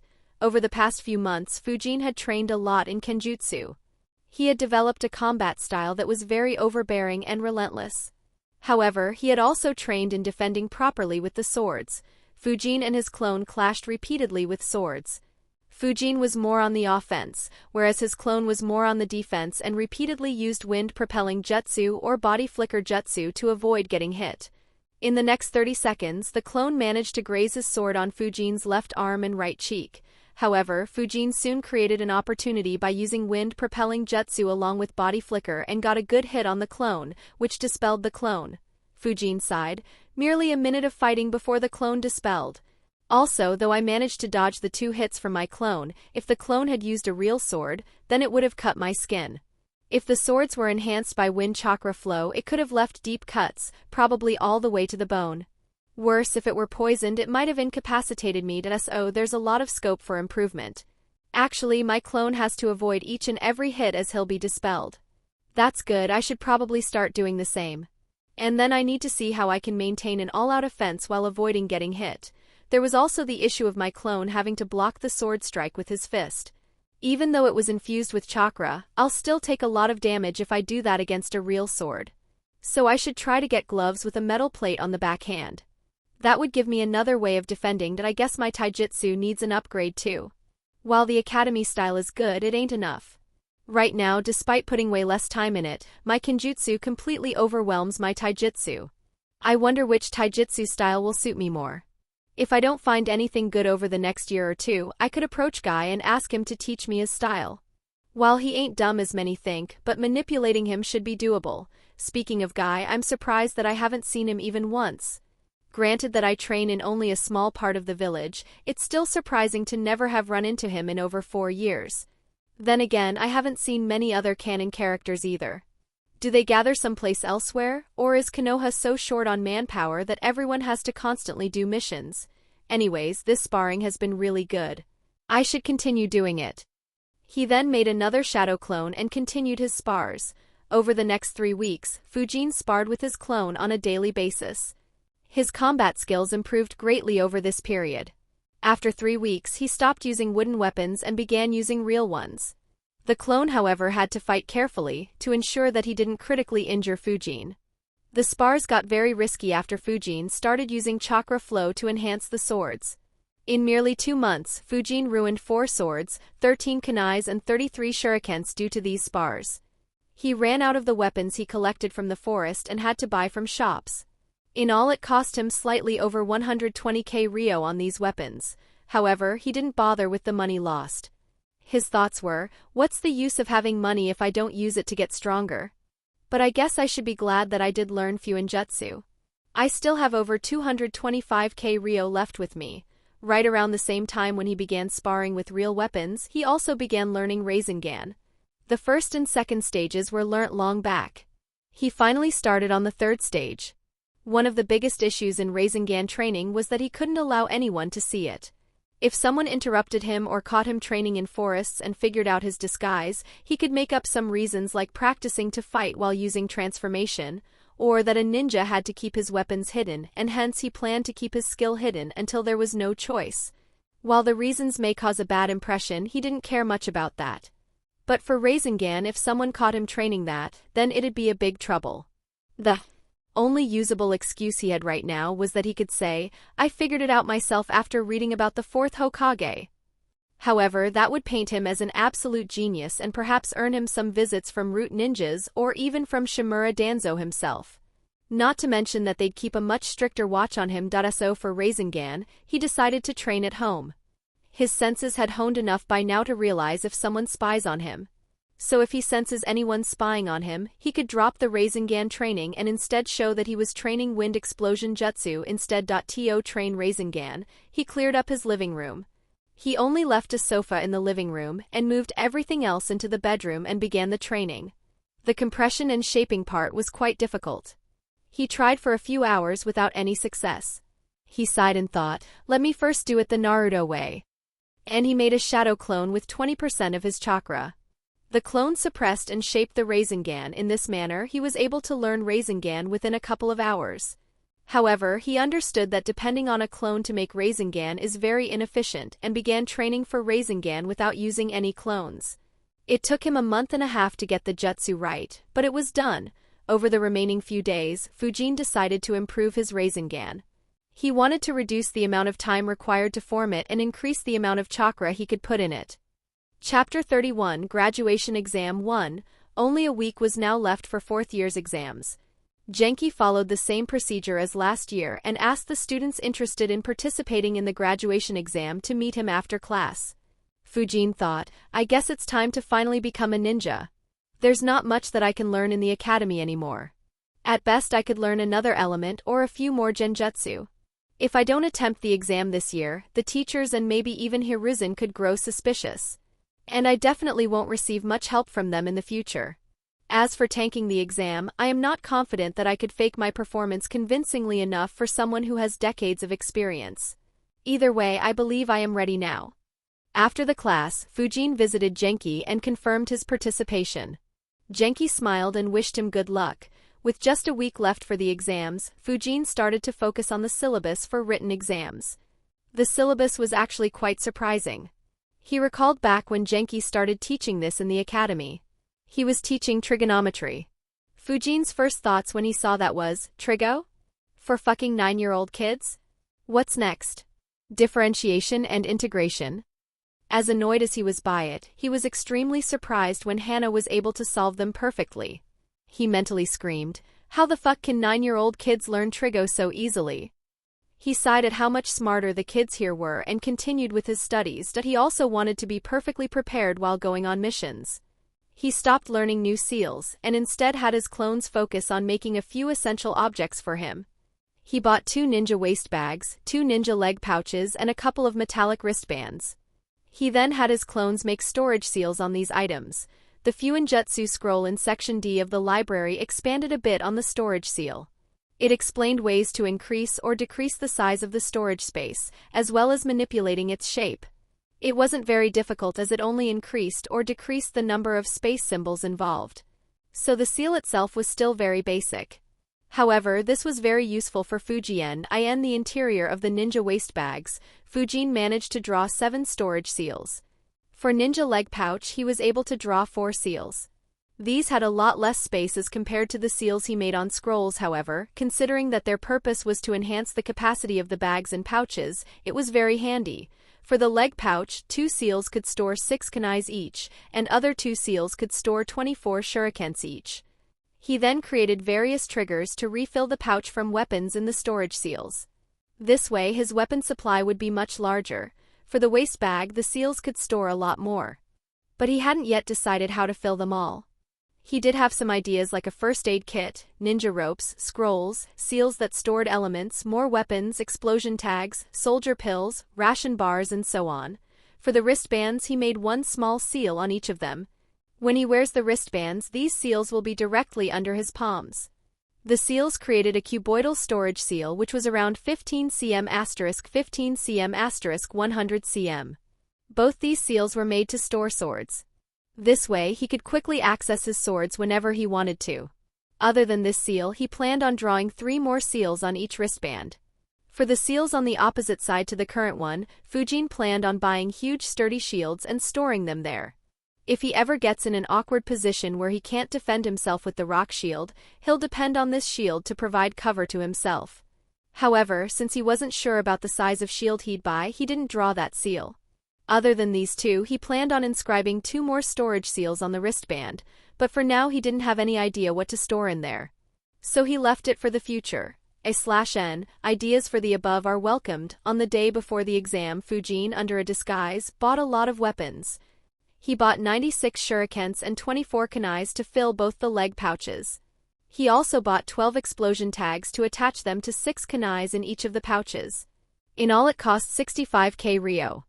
He bargained and got them for 55k Rio under the false promise of buying again in the future. Next day, the final exam began. Since he intended to pass and wanted to be rank 1, he aced the written exam. He was sure that he'd score full. With the absence of Teru, Nobu and Yori, he also did the best in the shuriken throwing competition. In taijutsu, he still ranked 2 behind Hoka. While in the ninjutsu exam, he made sure to perform only as good as Hana. There wasn't any chakra control exercise in the exam. But Fujin wasn't very surprised as nearly everyone in his class had very good chakra control and could do both tree climbing and water walking, as Genki had held a lot of sessions on it this year. The exam also tested the students on the various basic skills that were taught in the previous year. Fujin again ensured that he'd be ranked near the top in this exam. After the results were out, Fujin ranked first, Hana ranked second, and Hoka surprisingly ranked fifth. He had improved his written exam scores a lot to be able to get such a high rank. A week later, the graduation exam was conducted. Fujin noticed that there were students from 3 different batches. His own, his senior batch, and the batch 1 year junior to him. 23 students from his class were participating. Unknown to Fujin, the exam was held by Nara Kiss. Ho! He looked at the list of students participating. There were 68 participants from the 5th year, 35 from the 4th year and 8 from the 3rd year. He sighed, thinking what a drag this exam would be, and instructed to begin the exam. The first exam was a written test. Fujin looked at the paper expecting some more theory questions. However, he was surprised when he read them. They weren't any theory questions, but instead scenarios were mentioned and the students had to write in what they would do. After reading all the scenarios, Fujin sighed, just basic ninja protocols, and confirming that the students are brainwashed. To think that I actually expected something good. He answered as any ready-to-graduate academy student would answer. The exam was an hour long. Once the hour was up, the papers were collected and sent to Nara Kisho. He had 6 academy teachers check the answers and decide whether the student is ready to graduate or not. It took half an hour to completely check them, and then they provided the results to Kisho. One of the teachers said, "Sir, we've completed checking. Out of 111 students, 79 have provided satisfactory answers. Rest aren't ready yet." Kisho nodded and said, "Dismiss them." Those 32 students were asked to go back home and prepare well for the next year. Fujin was surprised by this. Wow, they just asked the kids to leave? Won't that be demotivating? Or are they just trying to reduce the number of participants for the next exam? Fujin wasn't alone with those thoughts. One of the teachers who taught a normal class asked Kisho, "Kisho-senpai, won't this demotivate the students? The ones who participated in the exam are among the brightest students in the academy." Kisho looked at the teacher. He was 2 years junior to Kisho in the academy, but he wasn't very talented and had barely become a chunin during the war. Kisho shook his head and said, "If they get demotivated by such a small failure, then there's no hope for them. They would be better off in the Genin reserve force and will save the resources needed to raise someone more worthy to chunin rank." The teacher wasn't very convinced with the answer, but didn't say anything, as this wasn't the first time Kisho had supervised the graduation exam. After the written exams, the students were tested on various parameters like shurikens, stealth, camping, chakra control, etc. It was similar to the tests conducted for Fujin's class a week back. Since the tests for elite classes were already conducted, they weren't tested again, and their scores from a week back were carried forward. The academy teachers observed everyone's performance and failed another 15 students over these exams. On getting the reports, Kisho thought, "Wow, that's so convenient. Now the taijutsu tournament will be so much simpler to conduct." Right before the taijutsu tournament began, Hokage arrived to watch the exam. He was followed by a character that Fujin recognized very easily, Hatake Kakashi. Fujin was very surprised to see him. He thought, why is Kakashi here? Hiruzen wouldn't force him to start training kids right now, would he? I really hope not. Canon timeline will be fucked up if Hiruzen assigns my squad to him. I am not sure how strong I'd be in another 6 to 7 years, so for now I really hope something doesn't change due to me. Next was a taijutsu tournament between the 64 remaining students. Kisho arranged for a knockout tournament, so one student could fight for a maximum of 6 times. Fujin breezed through to the semifinals. In the semifinals, he had to fight with a Hyuga who was a year older than him. Fujin fought very hard against him, but was still at a lot of disadvantage. While he did get a few critical hits in with one strong punch on his right rib, another on his nose and a strong kick under his left rib, in the end he still lost the fight. Fujin was initially a bit irritated at the loss. Damn, how exactly do these guys train? I lost despite the amount of progress I made over the past couple of months. He then calmed himself and analyzed the fight better. On other hand, it's probably reasonable. I'm guessing the elders from the Hyuga clan regularly spar with them. I, on the other hand, could only spar with my clone. Also, the Hyuga fighting style is entirely taijutsu. I, on the other hand, was a lot more dependent on wind-propelling jutsu, body flicker jutsu, and earth military movement jutsu during my spars. Removing them does reduce my fighting ability considerably. Perhaps if ninjutsu and kenjutsu were allowed, I'd have won this fight. Not to mention, I didn't even use chakra to enhance my punches and kicks in the fight. He then watched the finals between Hoka and that guy. Due to the injuries he suffered against Fujin, he lost after struggling for a bit. However, having fought both of them, Fujin knew that even without those injuries, Hoka would have still won the match. Hoka ranked first, however Fujin wasn't worried much. My points in the normal exam were much higher than Hoka's. So this difference won't affect much, I should still rank first in my class. Fujin noticed that no one was eliminated in the taijutsu tournament. Chapter 32, Graduation Exam 2. For the next test, a few academy teachers brought the kids to a part of the training grounds. On reaching there, the students noticed a long white line drawn on the ground and a bunch of obstacles placed ahead of it. Fujin thought, is this an obstacle race? However, he soon shook his head denying that thought. No way, this is too simple. All the 64 students were made to stand behind the white line. Genki then appeared and announced, this will be the next phase of your exam. This is an obstacle race, and you have to run 500 meters straight to the white line that is drawn there. This announcement excited all the students. They thought, finally an easy exam. The ones who had taken the graduation exam previously thought, why wasn't this exam there the previous year? Fujin was confused by such an easy exam. However, he noticed that there was another man standing behind Genki. And when Genki finished his announcement, he looked at him and nodded. Kisho looked at the excited kids and chuckled. He thought, this should be fun. Sadly, the kids don't know that the guy standing there is an experienced Jounin from the Kurama clan. He is Kurama Illumi. In the previous war, hundreds of enemies fell prey to him and his bag of tricks. Genki then announced, on your mark, get set, go. However, while he was announcing, Kurama Illumi was making some hand signs. And when he heard go, he casted his jutsu, demonic illusion, heaven and earth reversal. As soon as he launched his jutsu, all the 64 students were shaken. It was as if someone grabbed the ground and the sky and reversed them. The gravity felt upside down. Most of the students were incredibly frightened and tightly hugged the ground underneath them. There were only 4 exceptions. A young girl from the 3rd year, who was from the Uchiha clan. She activated her Sharingan as soon as she felt the changes. 2 students from the 5th year, who were from the Kurama clan and aware of this jutsu. And Fujin, who kept an eye on Illumi and saw him performing the hand signs. He also felt someone trying to influence his nervous system, which let him know that it was a genjutsu. He was planning to disrupt the genjutsu, however when he noticed that others were being affected too, he didn't disrupt it so as to not attract any attention. Even though Fujin noticed the genjutsu, he was extremely impressed at the guy's ability to cast a genjutsu on 64 students at the same time. Kurama Illumi smirked looking at the reactions of all the students. He had used rank B genjutsu on them.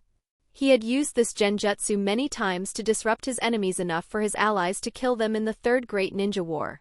Kisho observed the students attentively. He thought, this test will test the willpower of the students. If they don't complete the race, then there's no way I'll pass them. While all the students were struggling, Fujin was trying to find his balance. He thought quickly about what this test is about. He quickly figured out that there were 3 possibilities, which were, either they are testing our ability to break the genjutsu, or test our willpower, or perhaps our capability to react in an unexpected situation. Either way, this is just a genjutsu.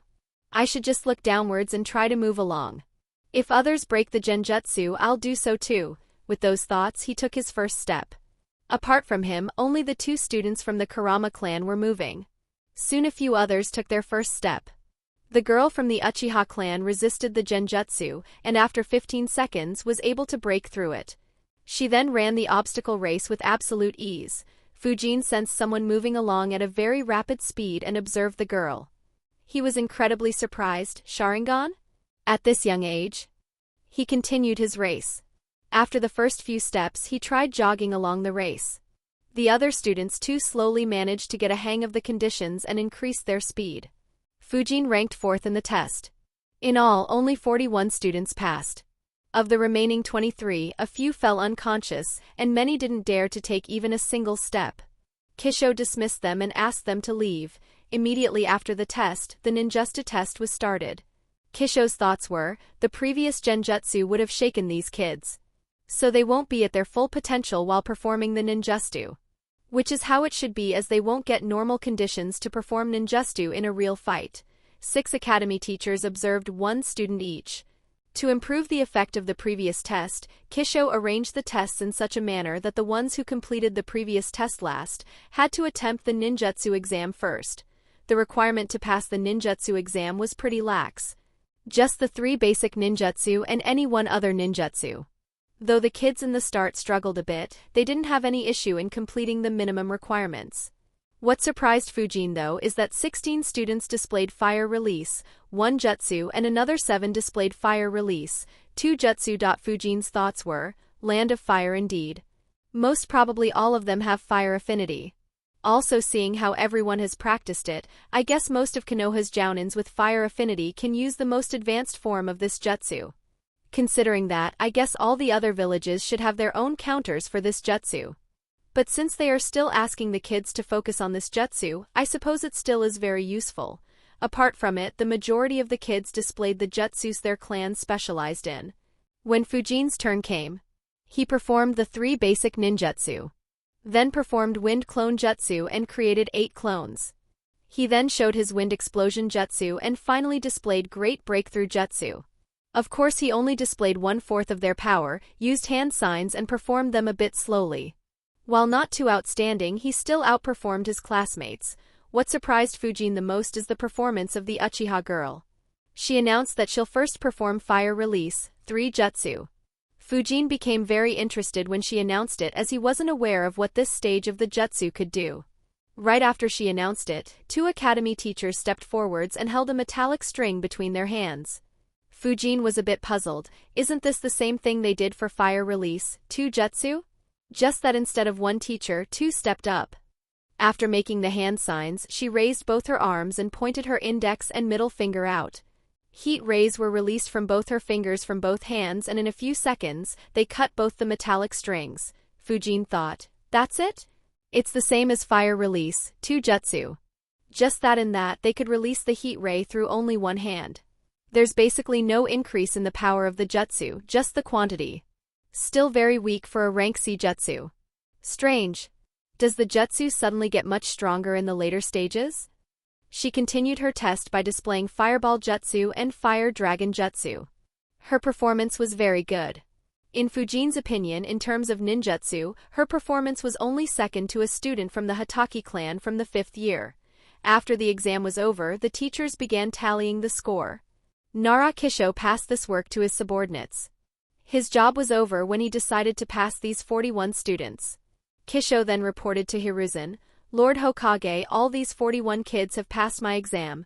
Overall there is 1 from the 3rd year, 9 from the 4th year and 31 from the 5th year. They should make splendid shinobi. Combined with the 94 that passed from the senior most batch, this year's results have been very good for us. Hiruzen nodded and said some kind words to the Nara shinobi.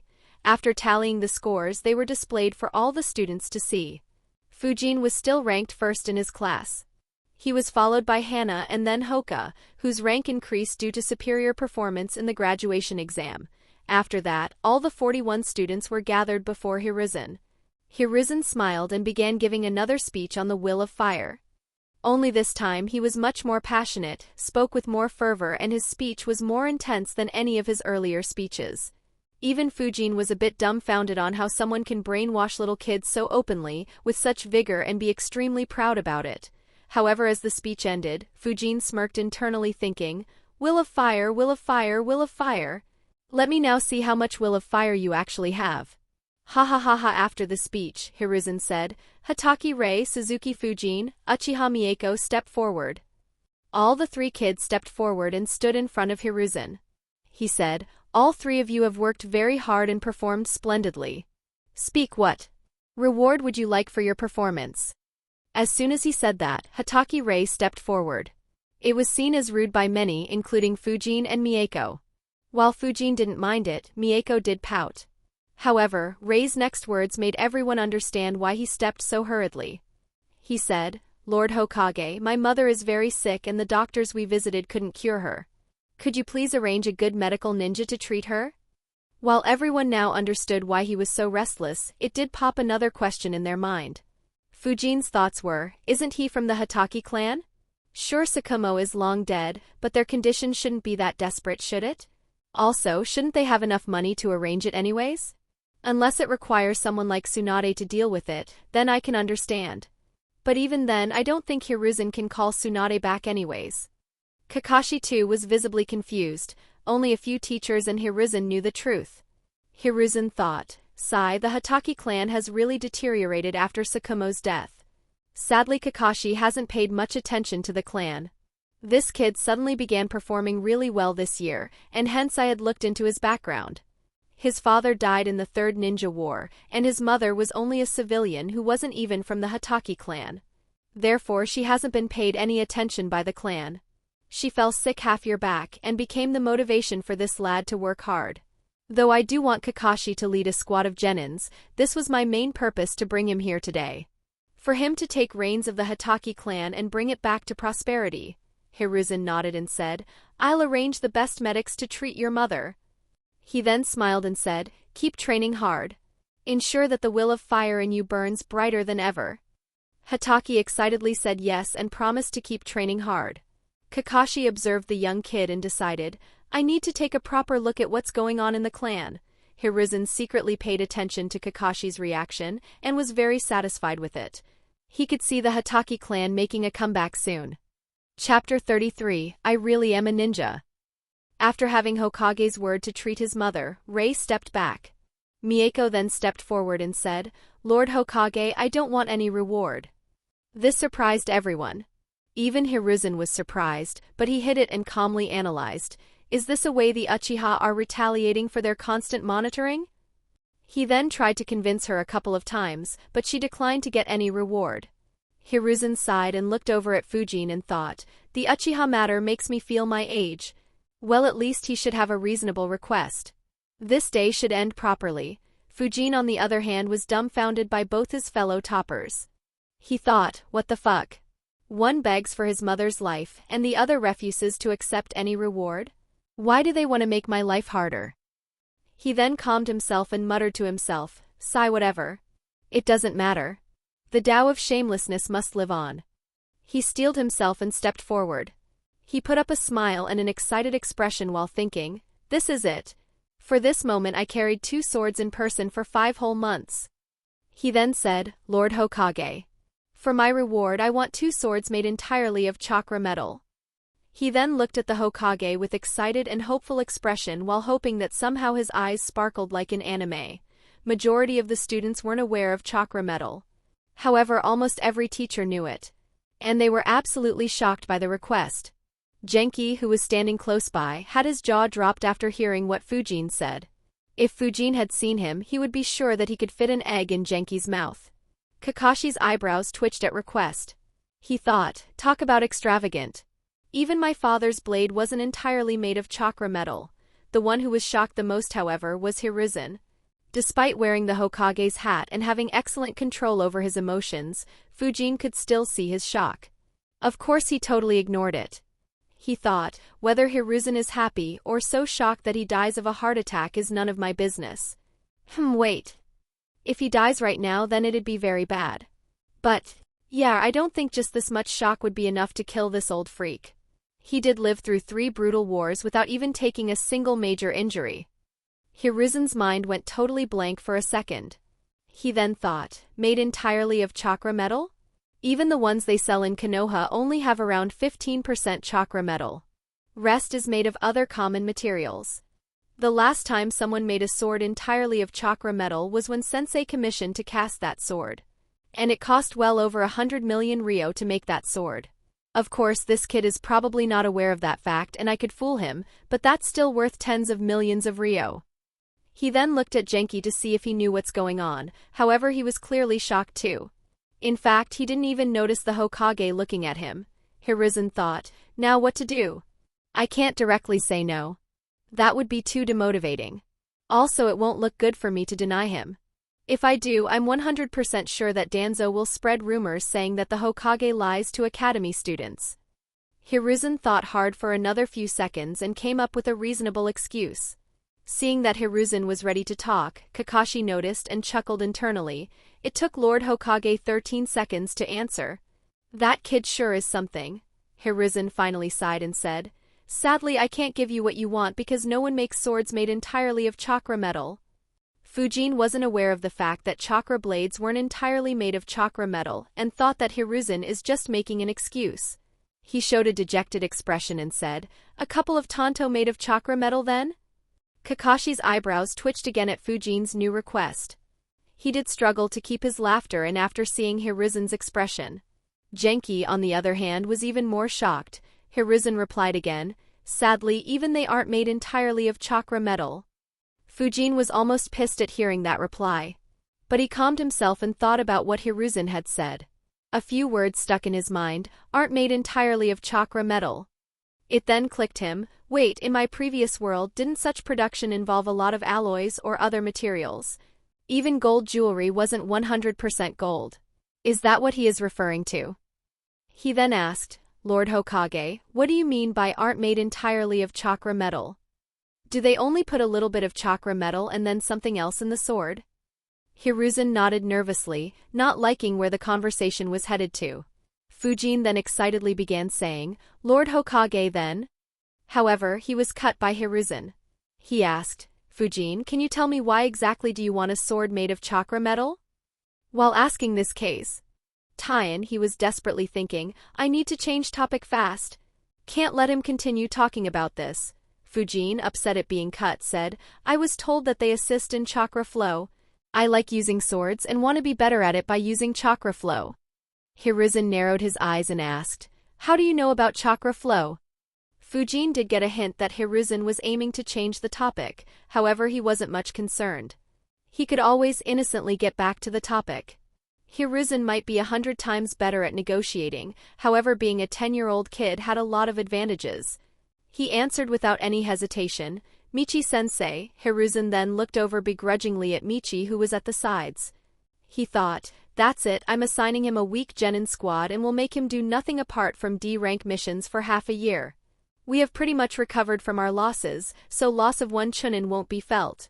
He then explained very kindly to Fujin, you don't need swords made of chakra metal to use chakra flow. You can use them on normal swords too, however they break if you do. Fujin thought, yeah I know. Get to the point. Hiruzen continued, there are actually special swords that are made to aid chakra flow. In the Land of Iron many samurai use those swords. As for chakra metal it's a bit problematic and could get you in trouble. Fujin naturally knew that. Having swords worth tens of million Ryo would put a target on his back. Which is why he was planning on leaving them with Hiruzen. He thought, that's a valid concern. Though I'm sure that it isn't the main reason for him to not give me chakra blades. But this new info does intrigue me. Why didn't any of the weapon shops have it?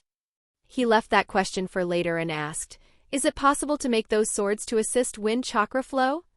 For the first time today, Fujin asked a question genuinely. However, it still put Hiruzen on edge.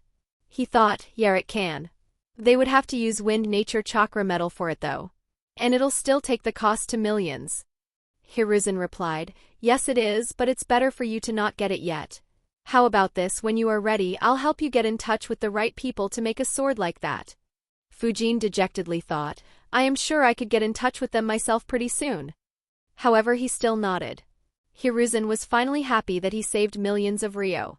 He was going to talk but Fujin spoke again. He asked, Lord Hokage, you said the sword that you'll give me is used by samurai, right? Hiruzen nodded while really hoping that there were no more extravagant requests. Fujin continued, then could you have someone teach me samurai saber techniques? Please. Hiruzen thought about it. For one, he was happy that the request didn't involve tens of millions of Ryo. Secondly, he had noticed Fujin's interest in swords. He thought, having a sword master sensor who specializes in wind release can be a very useful asset. Though we can't teach samurai saber techniques liberally, teaching it to a few kids is acceptable.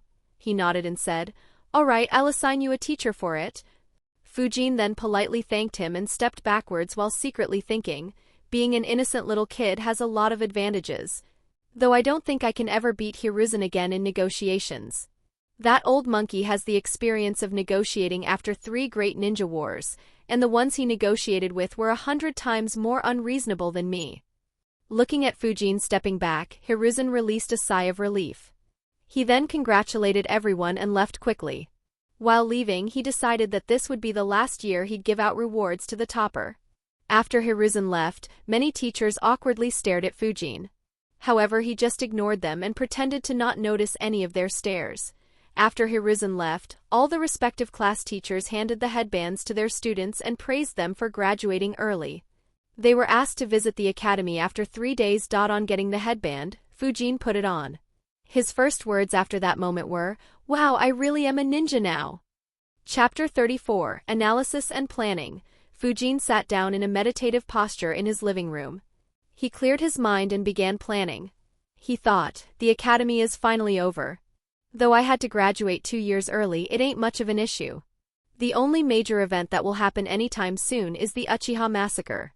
But right now I am not really strong enough to even think about interfering in it. While I do have 2 years at best, I'll only be a chunin officially by then. He thought for a bit more and decided, alright, I'll ignore the event. It shouldn't affect me in any way. Secondly, my strength. Right now, though experience is lacking, it won't be wrong to say that despite not having many rank C jutsus in my arsenal, my ninjutsu is probably barely at chunin level. The 3 months of daily sparring helped me iron out many issues in my ninjutsu. My chakra reserves have increased rapidly too. I can now make 3 shadow clones that satisfy the requirements mentioned in the scroll. Which means that my chakra level is well into the chunin level. As for taijutsu, it's a bit confusing. I'm confident that I'm stronger than most who took part in the chunin exam in Naruto. But I still lost to that Hyuga. If I assume that he and Hoka are already at chunin level in terms of taijutsu, then it'll mean that I am probably at that level too. Worst case, I'm probably at the peak of Genin rank in terms of taijutsu. I really need a better taijutsu style. Only good thing is that my physique is very good for my AGE.my kenjutsu should be sorted when I learn samurai saber techniques.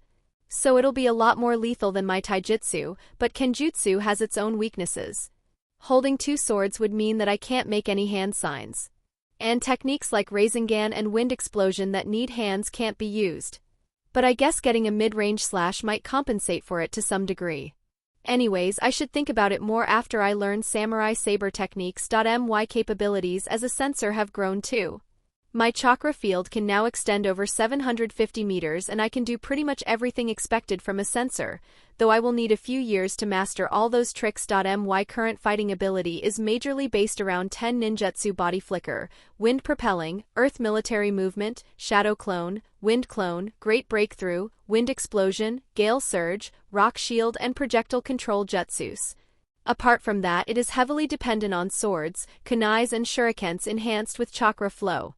I also know Rasengan, but I haven't trained to use it in combat yet. Though I do have good ideas of using it, for the time being I can't risk anyone knowing that I know it.so overall. If I am willing to use everything I have to its fullest potential, then I think I'll be at chunin level, though just barely. I'll probably be able to beat the likes of Irika and Mizuki, but against someone stronger like Genki or even Michi, my only option would be to run away. Speaking of escaping, with my wind and shadow clones, along with body flicker jutsu and earth military movement jutsu and my ability to hide my chakra, escaping from an elite chunin might actually be possible. Unless it is someone specialized in tracking, it shouldn't be an issue. In fact, if anyone asked me what my best skill right now is, my answer would definitely be the art of escaping. As for what to do next, I need to go through Section C of the library. I have to learn the Rank C wind release jutsus. If any Rank C Earth Release Jutsu is handy, then I need to learn it too. Apart from that, I will need to learn 1 Rank C Genjutsu and complete the current Fuin Jutsu scroll and move on to the next one. He concluded. That much should be enough. After that I could work on improving the jutsus I know. There's still medical ninjutsu that I'd like to learn but… Sigh, I have my plate full. I'll check it sometime later. Satisfied with his immediate plans, he decided to start making long-term plans. He thought, now that I have spent almost half a decade here, I have a much better idea about this world. At the rate my physique and chakra has been growing, I'm positive that I'll reach Jounin level. And if the Section A of the library has good jutsus, then becoming an elite Jounin shouldn't be an issue too. But, how do I step beyond elite Jounin and be as strong as Kage's? He thought long and hard about this. After half an hour, he concluded, probably the easiest way I have is to learn Sage Mode. The second way is learning the 8 inner gates. However, I'll have to create a very good relationship with Guy for him to teach me that. Not to mention, I'm not sure if merely hard work will be enough to learn it. The third way would be to somehow get the Impure World Resurrection Jutsu and create my own army of rank A and rank S dead ninjas. The fourth way would be to get and master Flying Thunder God Jutsu. The fifth way would be to invent my own rank A and higher jutsus. Combined with high speed, enhanced strength and swordplay, it might be enough to reach that level. Another option could be to become a Jinchuriki. However, that will put Akatsuki on my ass, not something I think I want. Though if I'm strong enough, I could still take that risk. Getting a few strong summons would help too. After concluding, he sighed thinking, even the easiest way is crazy difficult to achieve. I really wonder if I'd be able to reach that level. However, just then, Fujin was struck with a crazy idea. He thought, that's right. I can explore that option. However, can that really be done? He analyzed for a few minutes and thought, I can't say for sure. But if I am able to pull it off, I will get the means to become incredibly strong. Not to mention, I know exactly when I'll have the right opportunity to get the resources needed for it. He thought a bit more to analyze everything he could and decided, alright, I should definitely work towards achieving that. If it works, then entering Kage level won't be an issue. Even if it doesn't, the work done for it won't exactly be a waste. The idea lifted his spirits. With not much time left in the day, he decided to have his dinner and meditate before going to bed. Chapter 35, Genin Squad. The next couple of days were very hectic for Hiruzen. Grouping the fresh Genins and assigning them their sensei involved a lot of paperwork and analysis. A lot of discussion had to be done with the academy teachers as well as with the decided sensei. He first started by forming teams of 3. He thought, in all 135 students became Genin this year. Over 200 from 6th year failed and they will be added to the Genin Reserve Forces. As for the ones that passed this year, the 94 from the 6th year don't have much hope. We had already graduated the talented people from their year earlier. Even if just a quarter of them became Chunin, then that will be enough. So I will just assign Chunins to guide them. As for the 41 who graduated early, all have good potential. They all should at least become Chunin, and around half have the potential to become a special Jounin. So I'll have to arrange 14 Jounin sensei for them. Even though Konoha's numbers have almost recovered, we are still weaker than before the Third Great Ninja War when it comes to high-end power. So we need to train all 41 of them with the intention of raising them to Jounin rank. Even if not everyone becomes a special Jounins, becoming an elite Chunin will be sufficient. As for becoming Jounin, it's hard to say. I'm confident that Uchiha Mieko will become a Jounin, just like Senju Teru from the previous year.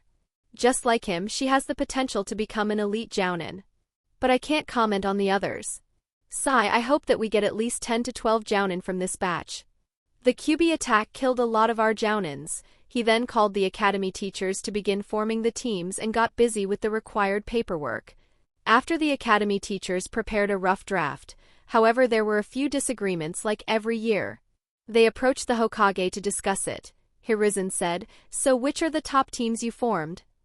Genki replied immediately, according to their performance, Hatake Rei, Uchiha Mieko, Suzuki Fujin, Hyuga Hoka and Hyuga Hana show the highest potential. However, Rei's performance was high due to his conditions back home.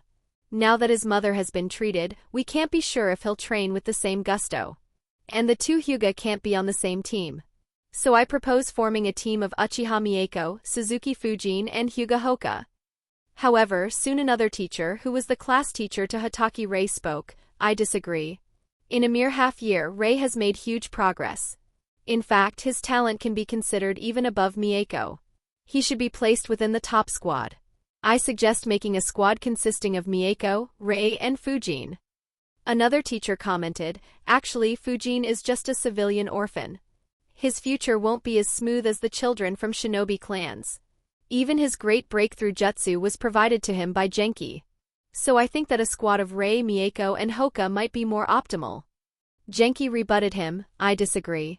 Even though Fujin is just a civilian with no background, his performance has been the most consistent in my class. He deserves to be on that squad. Not to mention he is also a sensor and has wind affinity. Being a sensor, he'll complement the Byakugan.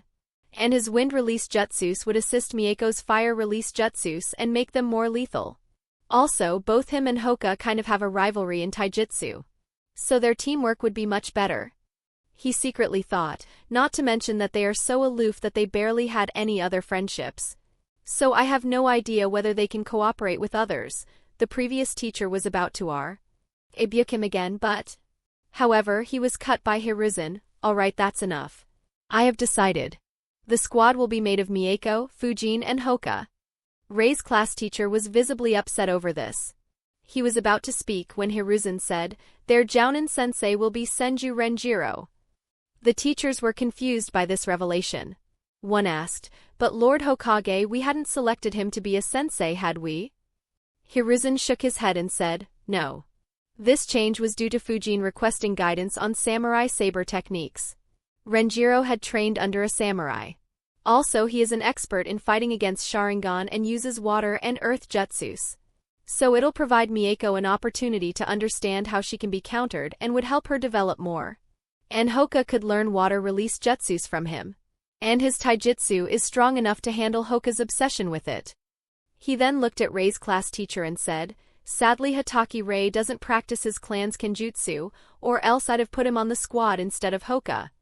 Everyone was satisfied with this explanation. They moved on to the remaining students. It took over 13 hours for them to form all the squads and decide their sensei. Once that was done, Hiruzen sent an umbu to deliver the news to all the ones selected to be a sensei. If they had any issues, they could approach him the next day. The next day, many approached Hiruzen to meet him. At noon, Renjiro visited him. On entering, he greeted Hiruzen and said, old man, I didn't agree to become a sensei to snorty little brats. Besides, I have already raised one genin squad. Renjiro was a bit close to him while growing up. Which is why Hiruzen didn't mind his words. Hiruzen looked at Renjiro.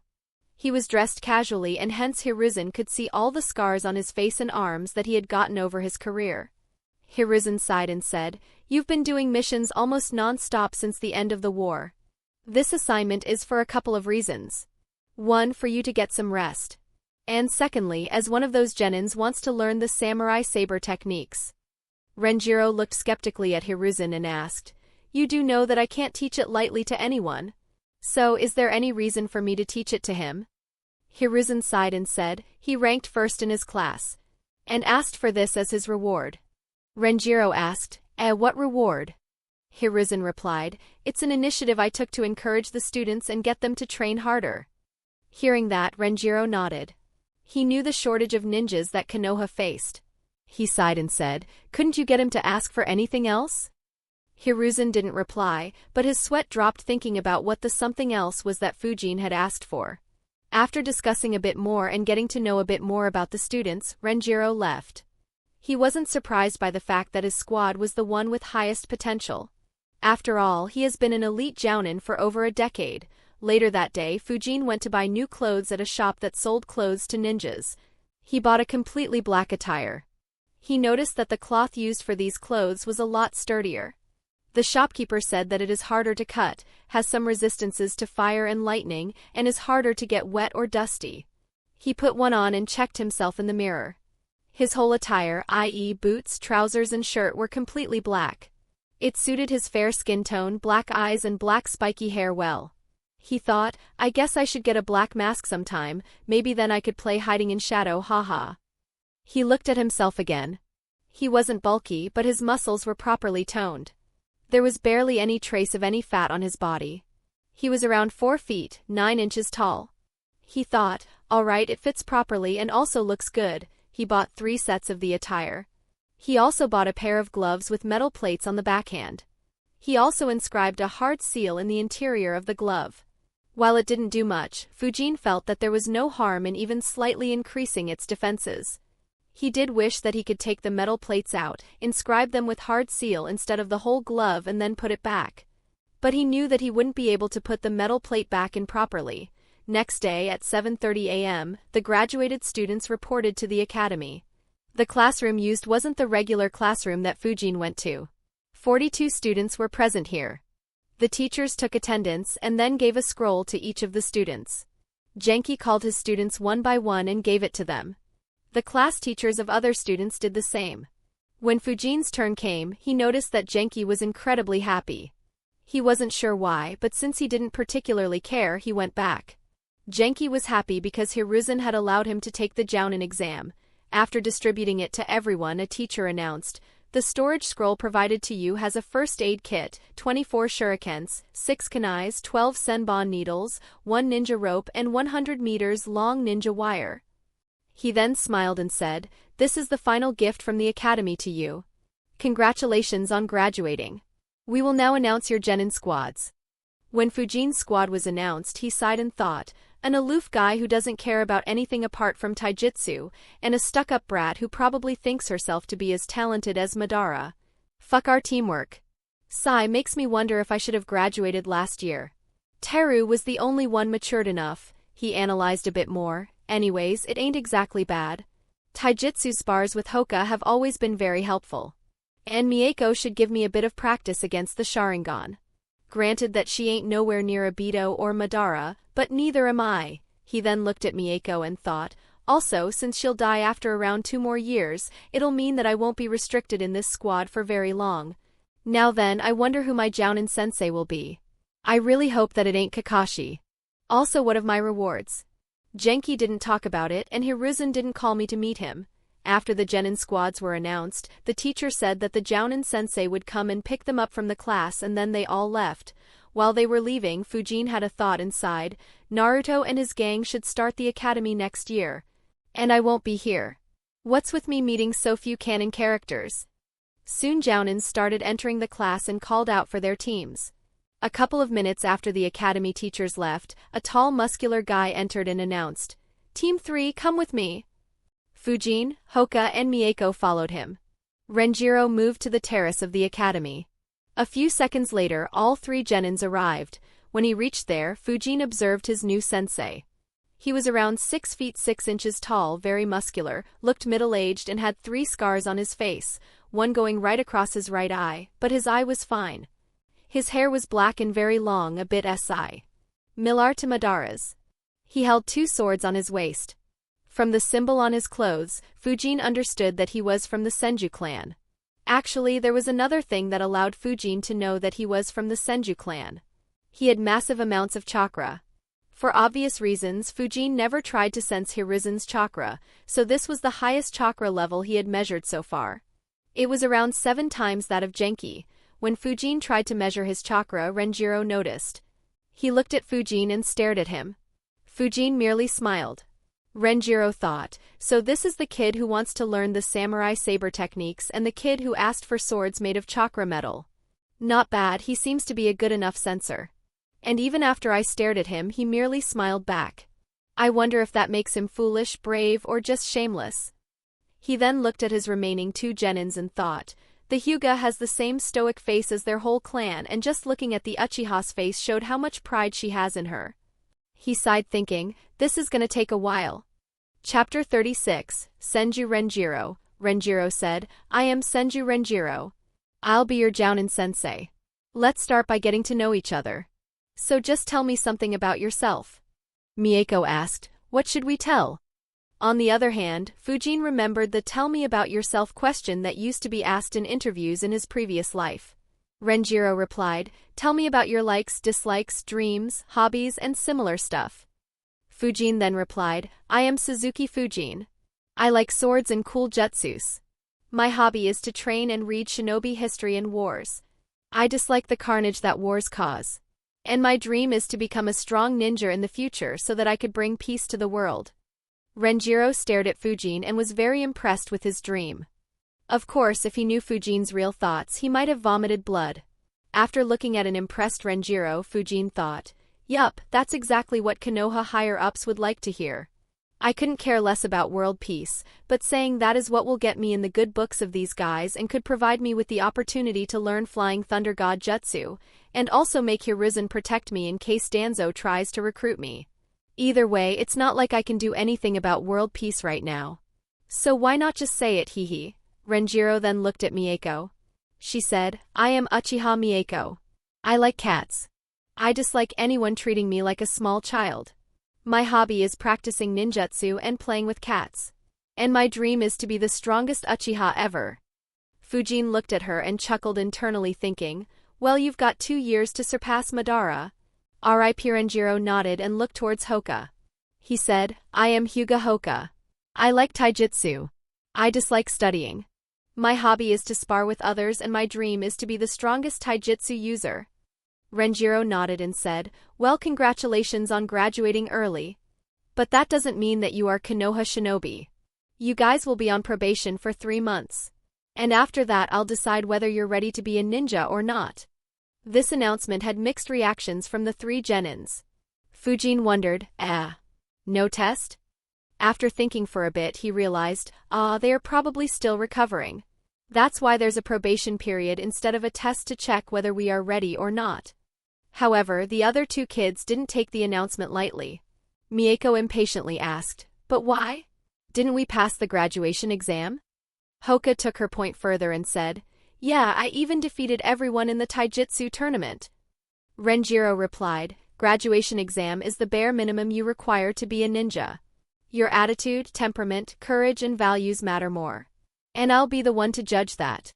Mieko and Hoka were still unsatisfied and wanted to complain more, but Renjiro didn't give them a chance and announced, we'll meet tomorrow in Training Ground 17 at 6 a.m. I'll check your skills tomorrow. Be on time, I hate tardiness. After saying that, he flickered away. When he left, Fujin thought, he didn't say a single thing about himself other than his name. Heck, I think even Kakashi talked more with his team. After he left, Mieko huffed and started to leave without saying anything. Hoka, on the other hand, said goodbye to Fujin and was planning to leave too. Fujin sighed and said, oi, wait a minute.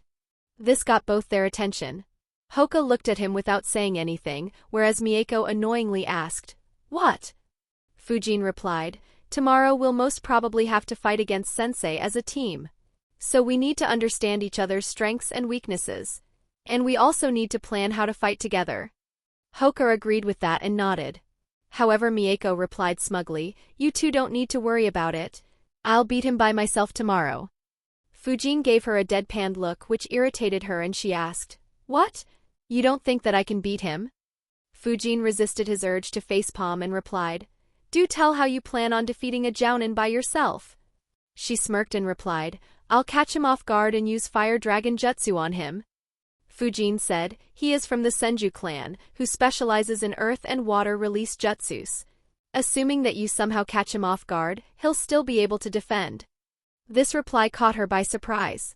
She thought a bit and then smirked again and replied, I know Sharingan Genjutsu. As soon as he looks in my eyes, I'll put him under a Genjutsu. Fujin mentally scoffed, as if he will fall for something so basic. But I'm tired of dealing with her. He said, all right, we'll call that Plan A and we will start with it. Now let's discuss Plan B. Mieko replied, why do we need a Plan B? Fujin replied, well, he knows that you have the Sharingan. So what if he never looks into your eyes because he knows that your eyes are so awesome? It'll be stupid if we just stand there doing nothing, right? Worse, he may think that you are just a little kid. This finally got her attention. Seeing that Fujin was relieved and thought, finally. So I have to either praise her or say someone will think that she's a little brat or both to get her on board. She then asked, so what should we do if Plan A fails? Fujin replied, first, let's talk about what each one of us can do. I'll start. I'm a sensor and can sense in a 500 meters radius around me. I'm good at taijutsu and with swords. And I know wind release jutsus, the ones you saw in the exam. I can also perform shadow clone and body flicker jutsu. What about you guys? Mieko then replied, I am good at taijutsu too and can use the Uchiha taijutsu style. My Sharingan allows me to see chakra and use genjutsu. I am very good with shurikens. Other than the basic jutsus, I can perform a few fire release jutsus. You saw them in the exam. And I can do body flicker too. In fact, I was taught it by the very best. Fujin was surprised at that information and thou. Jichti, did Shursui teach her this jutsu? Hoka then replied, I am a master at the gentle fist style. I can close enemies' chakra points and my eyes can see up to 800 meters away. Apart from it, I know fish spit jutsu and rock shield jutsu. Fujin nodded and advised, if you can, then learn body flicker jutsu. If all three of us can use it, then it'll be very helpful and we could use a lot of tactics. Hoka groaned a bit and said, but I don't want to learn more ninjutsu. Fujin replied, well, it's just a movement jutsu. You can move at incredibly fast speed. It'll help make your taijutsu way more lethal. Just imagine your normal jab, then imagine you appearing out of nowhere and performing that jab on the enemy. As Fujin expected, that got Hoka interested and he agreed to learn it. Fujin then talked a bit about tactics that they could use. He said, we need to decide who'll fight sensei up close and who'll perform support attacks from a distance. However, Hoka cut him off and said, I want to fight up close. Fujin was about to nod when Mieko said, no, I want to fight up close. Hoka rebuked her and then they started arguing. Fujin sighed thinking, kids. He then stopped them both and said, among all of us, Hoka was ranked 1 in the taijutsu tournament. So he'll engage in hand-to-hand combat with sensei. Mieko was about to talk, but Fujin continued, but he can't handle sensei all by himself. So you and I will assist him from time to time. Also both of us have mid-range jutsus, so it'll be a waste if we can't use them. Hoka, wanting to engage in hand-to-hand combat, quickly supported Fujin and Mieko had to begrudgingly agree. Fujin thought, I planned on discussing a lot more like the fire-wind combination and even wanted to ask Hoka to learn more advanced water release jutsus as they work well with wind release as well. Sadly, I was too impatient. It'll take a lot of time before they are ready to listen to those tactics. Kinda makes me wish that Renjiro beats both of them up tomorrow to make them a little less stuck up. But I'm afraid that if he does that, then he'll beat me up too. And without using earth military movement jutsu and wind propelling jutsu, it'll be hard to dodge for long. Sigh, I wonder when I can use these jutsus publicly. It's very uncomfortable to fake hand signs, limit their power and not use half of the jutsus I know. Sadly, it's necessary. I hope I reach the Jounin level soon, as after that, there won't be much worries about Danzo trying to recruit me. It'll be too late to attempt to brainwash me at that stage. Fujin had also planned to ask them to grab a bite together at Ichiraku. However, he had enough for today. Soon they said goodbyes and left. Fujin went over to the library. Now that he had become a genin, he was allowed to access the Section C of the library. However, that's not what he was here for. Becoming a ninja allowed him to see a certain book. He went to the librarian and showed his card and asked, "Can I see the bingo book?" She was surprised by a 10-year-old kid asking her that question. However, since he was a ninja, she nodded and asked, "Would you like to see the smaller one or the bigger one?" Now it was Fujin's turn to be surprised. He asked, "What's the difference?" She replied, "Well, the smaller one only has names, bounty, affiliation, and some basic information, whereas the bigger one has more in-depth information." Hearing that, Fujin asked her to show the bigger one. She nodded and brought it to Fujin. When Fujin saw the book, he was shocked. His first thought was, "It's freaking huge." He opened to see it. Apparently, every page covered the data of only one ninja. And the book had 2,197 pages. After analyzing, Fujin thought, well, it makes sense, considering that there are over 100k ninjas in this world. He then mentally thanked the ones who made such a good index. Everything was arranged properly according to the village and alphabetically as per their names. There were also lists that arranged the ninjas as per their rank in their village and in the descending order of their bounties. After searching for a couple of minutes, he found the name he was looking for, Senju Renjiro. He began turning the page, but while doing that, a thought occurred to him. It's funny that I thought my biggest advantage in this world would be information. But considering how vast this world is, I don't think I have the information on even 1% of the ninjas. Heck, apart from Tsunade, I didn't even know any living Senju. Anyways, this data is very detailed. I am surprised that we can read it for free, but it makes sense, I suppose. This data is compiled by the ones who make the bingo book, and since it's already out in the open, why not just let all your ninjas read it for free? He opened the page and began reading, and he was very surprised by what he read. His bounty was 45 million ryo. It was even higher than Asuma's during Shippuden and was put on him by Kirigakure. He thought, not bad at all. I guess Hiruzen did appoint someone very competent as my sensei. He read further. The information that Fujin obtained was, Senju Renjiro, rank A, 39 years old. He became Genin at 8, Chunin at 10, Jounin at 16 and Elite Jounin at 28. He specializes in water and earth release ninjutsu, but can use jutsu of other elements too. He's an excellent swordsman who was trained in the way of swords by a samurai. He fought in both the second and third great ninja wars. In the third war he had served as Orochimaru's deputy on the Kiri front. Later on, when Orochimaru had to join a different battlefield, he became Konoha's commander on the Kiri front. Due to his skill with the sword, his proficiency in water-release jutsus and his summon, a sloth, he was very effective against Kiri ninjas. He killed 13 Kiri Jounins and over 50 Kiri Chunins over the course of the war. His biggest accomplishment was killing one of the 7 ninja swordsmen of the mist in that war. Though his army was defeated by a surprise offensive launched by Kiri, he managed to retreat with the majority of his army and kept Kiri at bay until Konoha's yellow flash reinforced him and pushed Kiri back to the seas. After reading that, Fujin thought, damn fuck. He's strong. Not Sannin level, but very close. Anyways, it says that he was trained by a samurai, so I guess he's guide Hiruzen arranged for me. I do wonder what that summon is though. It's the first time I'm hearing of a sloth. Ain't that a deadly sin? But that sounds a bit too overpowered and not something from this world. Well, whatever, I'll look into it later. He then looked into the data of the ninja he knew from Naruto. He sighed in relief, confirming that it was very similar to what he knew. He also got a better understanding of the shinobi world. He thought, Konoha is way stronger than what was shown in Naruto. Fathers of Shikaku, Inoichi and Shibi are still alive and leading their clans. Each of them is an elite jounin and are very close to rank S, though I guess that their strengths will decrease over time due to their age. In all, Konoha has just 3 rank S ninjas now. But Jiraiya is barely in the village, and Tsunade can barely even fight. However, surprisingly or unsurprisingly, the bingo book has no mention of Danzo. Also, it's quite possible that Fugaku is hiding his Manjikyu. Same with Shursui.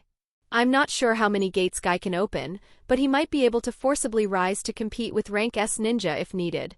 Also, it's quite surprising to see Koharu and Hamura are rank A ninjas.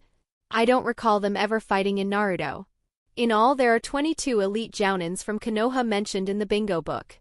And it's quite possible that there are a few more who haven't been mentioned here, like Danzo and others from Root. There are also a few more rank A ninjas who haven't yet become an elite jounin like Kakashi and Guy. He then sighed. I didn't think there would be so many elite jounins in Konoha. And despite this, Hiruzen chose to sacrifice Hizashi. Makes me wonder how bad Konoha's losses were in the lower ranks due to the war. As for the other villages, Kumo and Iwa are pretty strong too, though not as strong as Konoha, at least when it comes to Kage level and elite jounin level combat strength. Kiri is actually quite impressive too, or would have been if so many of their top-ranked ninjas weren't labeled as Rouge ninjas. I guess Obito has pretty much wrecked Kiri. Suna, on the other hand, is doing really bad. Their Kage is easily the weakest out of all 5 Kages. Though they have 2 more rank S ninjas, both are retired and very old. And their number of rank A ninjas is pitifully low. He closed the book and thought, well, that should be enough information for now. I'll get more as and when there's a need to. He handed the bingo book back to the librarian and went back home. Chapter 37, Sparring with Sensei. Next day at 6 a.m., all the members of Team 3 gathered in the Training Ground 17. It was a small open area in the center of a mini forest. Renjiro was the last one to arrive. On seeing his Genin squad already there, he wished them good morning and said, as I said yesterday, before I begin training you 3, I'll like to see what you can do. So we'll have a spar, you 3 versus me. He paused for a few seconds and said, we begin now. As soon as he said that, he jumped forward with the intention to punch. It caught all the 3 Genins off guard. Mieko jumped backwards hurriedly and Hoka jumped to his left. Fujin, on the other hand, just flickered away. Renjiro's punch landed on the ground where the 3 Genins were standing initially, and the ground cracked, causing a lot of dust to rise, which hit him. Renjiro thought, not bad. I only intended to punch the ground in front of them, but I didn't think that all three would react so quickly. Especially Fujin. Did he use body flicker jutsu without any hand signs? As soon as he used body flicker, Fujin thought, damn. He attacked so suddenly that I flickered away by reflex. He then saw the dust rising up and covering Renjiro, and so did Hoka and Mieko. Fujin immediately started sensing him. Mieko activated her Sharingan and Hoka activated his Byakugan. On sensing Renjiro, Fujin thought, well, now that I've shown it, I can't hide it anymore. So might as well spam it. Still, I didn't think hiding my power would be so difficult. I really need to be more careful, in case he pulls a few more stunts like that. I hope I can protect the rest of my secrets for at least another year or two. While Fujin was thinking that, both Hoka and Mieko ran towards Renjiro to engage him in combat. Renjiro just stood there, waiting for them to begin their assault. Hoka was the first one to reach him, however. Mieko launched a few shurikens on Renjiro. Renjiro dodged them and then engaged Hoka in hand-to-hand combat. He was able to counter his gentle fist style very easily. When Mieko joined in, he suppressed both of them with ease. However, he soon frowned. He tried to sense, but he couldn't sense Fujin at all. Taking the opportunity provided by his teammates, Fujin had disappeared from his sight and hid his chakra. Though Renjiro couldn't sense Fujin, Fujin closely monitored their fight, waiting for an opportunity to butt in. He soon found one when Renjiro punched Hoka. Fujin threw a shuriken with all his power. However, Renjiro smirked and thought, a fake opening always works against brats. He moved a step back to avoid the shuriken, however, the shuriken curved towards him. That surprised Renjiro. He was about to dodge again when he felt, no, something is weird. So instead of dodging, he just caught the shuriken right out of its trajectory. However, as soon as he caught it, he sensed two small chakra signatures behind him. He turned to see two wind spheres heading at him. He took a step to dodge, however, at the same time Mieko launched fireball jutsu in the direction he was planning to dodge. Seeing that, he adjusted his direction and dodged both the jutsus and created distance from his students. Seeing that, Hoka rushed forward to engage him in close combat. While Hoka was rushing towards him, Renjiro thought, not bad at all. This doesn't seem planned, and their teamwork still needs a lot of work, but they are able to take advantage of the opportunities created by each other. Not to mention that I felt wind on that shuriken, which means that Fujin used projectile control jutsu on the shuriken. And instead of pressing forward on a hopeless assault, he took the advantage of that fireball to disappear again. He engaged in another round of combat with Hoka and Mieko. Fujin, who was secretly observing the combat, thought an elite jounin indeed. That opening was a bait to understand my location. Not to mention, he grabbed the shuriken out of thin air. Though I wonder what he'd have done if I had infused that shuriken with wind chakra. Anyways, I wonder if I can fool him using a shadow clone. Fujin kept hiding and made a shadow clone. After a minute, it looked like both Hoka and Mieko were about to lose. So the clone interrupted Renjiro by launching two wind explosion jutsu on him. He followed it up with shurikens. Renjiro dodged everything and moved towards Fujin to engage him in close combat. However, the clone flickered and moved behind Mieko and Hoka. Seeing Renjiro approaching, Hoka began moving forward to engage him. However, Fujin sensed a huge chakra built up by Mieko and shouted, "Hoka, move aside!" That shout alarmed Hoka, and he turned to see that Mieko was weaving hand signs and had gathered almost all of her chakra. He quickly got out of her way and created distance by running to his left. Mieko, actually, was very frustrated by this fight. Poor girl had been trying to use Sharingan Genjutsu on her sensei since the start of the fight, but not once did he look in her eyes. Due to her frustration, she launched Fire Dragon Jutsu and nearly poured all her chakra in it. Fujin's clone sense that and used Great Breakthrough Jutsu. He timed his jutsu just after Mieko launched hers, and tried to limit the range of his jutsu to just cover her Fire Dragon.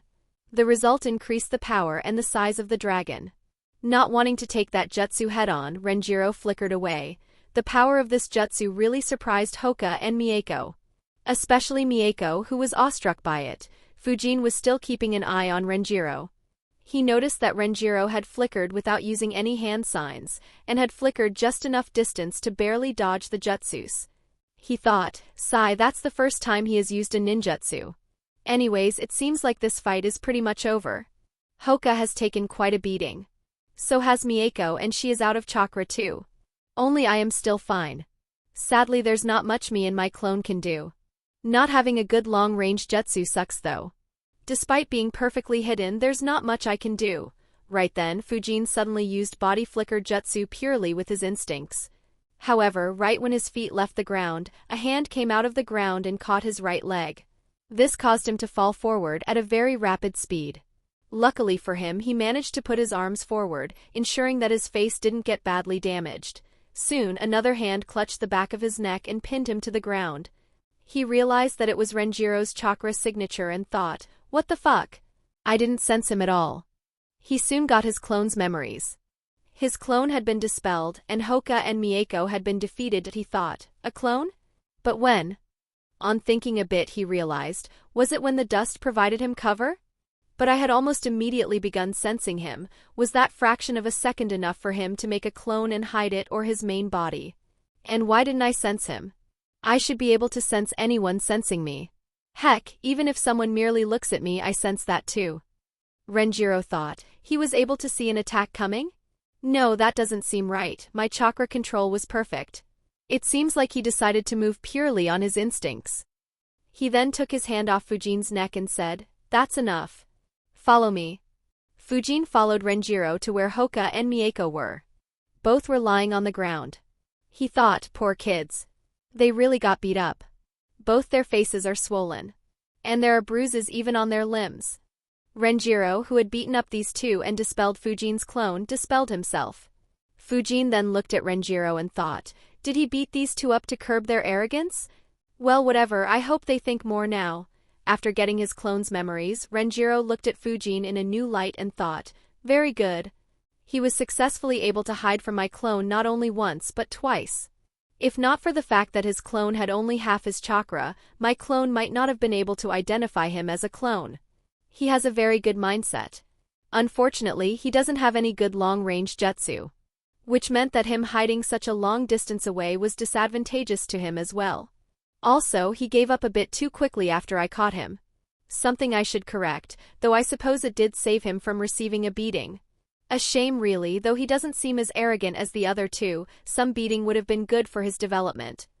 Luckily for Fujin, he was totally oblivious of Renjiro's plans and thoughts. He then looked at Hoka and Mieko and thought, but that still makes him much better than these two. Which Genin engages a jounin in a head-on confrontation. But other than that, their skills are very good. Hoka is very good at taijutsu and he is very fast too. And Mieko's fire-release jutsus were quite strong for a Genin. I'm still surprised by the combo attack of Fujin and her. While Renjiro was engaged in those thoughts, both Hoka and Mieko got up. Though they still were groaning and looking at their sensei with a lot of complaints. Mieko also looked begrudgingly at Fujin, who seemed to be in a much better condition. Renjiro of course ignored those looks and said, "You have 10 minutes. Sit here quietly and think about our little spar. I'll ask you some questions after 10 minutes and I expect you to answer them." Fujin sat down and began to analyze the fight. Hoka and Mieko did that too, however they were still looking at Renjiro angrily. All three Genins began analyzing and had the same first thought, an elite jounin is incredibly strong. While Fujin had to take some effort to dig up information on Renjiro, Hoka and Mieko got it very easily from their parents. Renjiro's exploits were common knowledge among the shinobi who fought in the Third Great Ninja War. That had made them a bit more respectful of Renjiro. After the 10 minutes were up, Renjiro asked, "The first question for you, when did I make a clone?" Fujin raised his hand and replied, "Most probably when you punched the ground and raised a dust cover." Mieko, who was thinking hard, replied, "Yes, I don't think there was any other opportunity for you to make a clone." Fujin could sense anger in her voice due to being beaten up. Hoka was still confused though. He asked, "But sensei, why couldn't my Byakugan see you?" Renjiro replied, "There are ways to hide even from the Byakugan. Take this as a lesson that just because you don't see it, doesn't mean you can relax and put your guard down." Hoka nodded with a conflicting expression. Knowing that the pride of his clan wasn't foolproof was a big blow to him. Fujin then asked, "But sensei, how were you able to approach me from underground and still hide your chakra? Also, how did you keep a track of where I was without letting me sense you back?" Renjiro replied, "There are ways to hide from a sensor. Also tricks to sneak up on a sensor.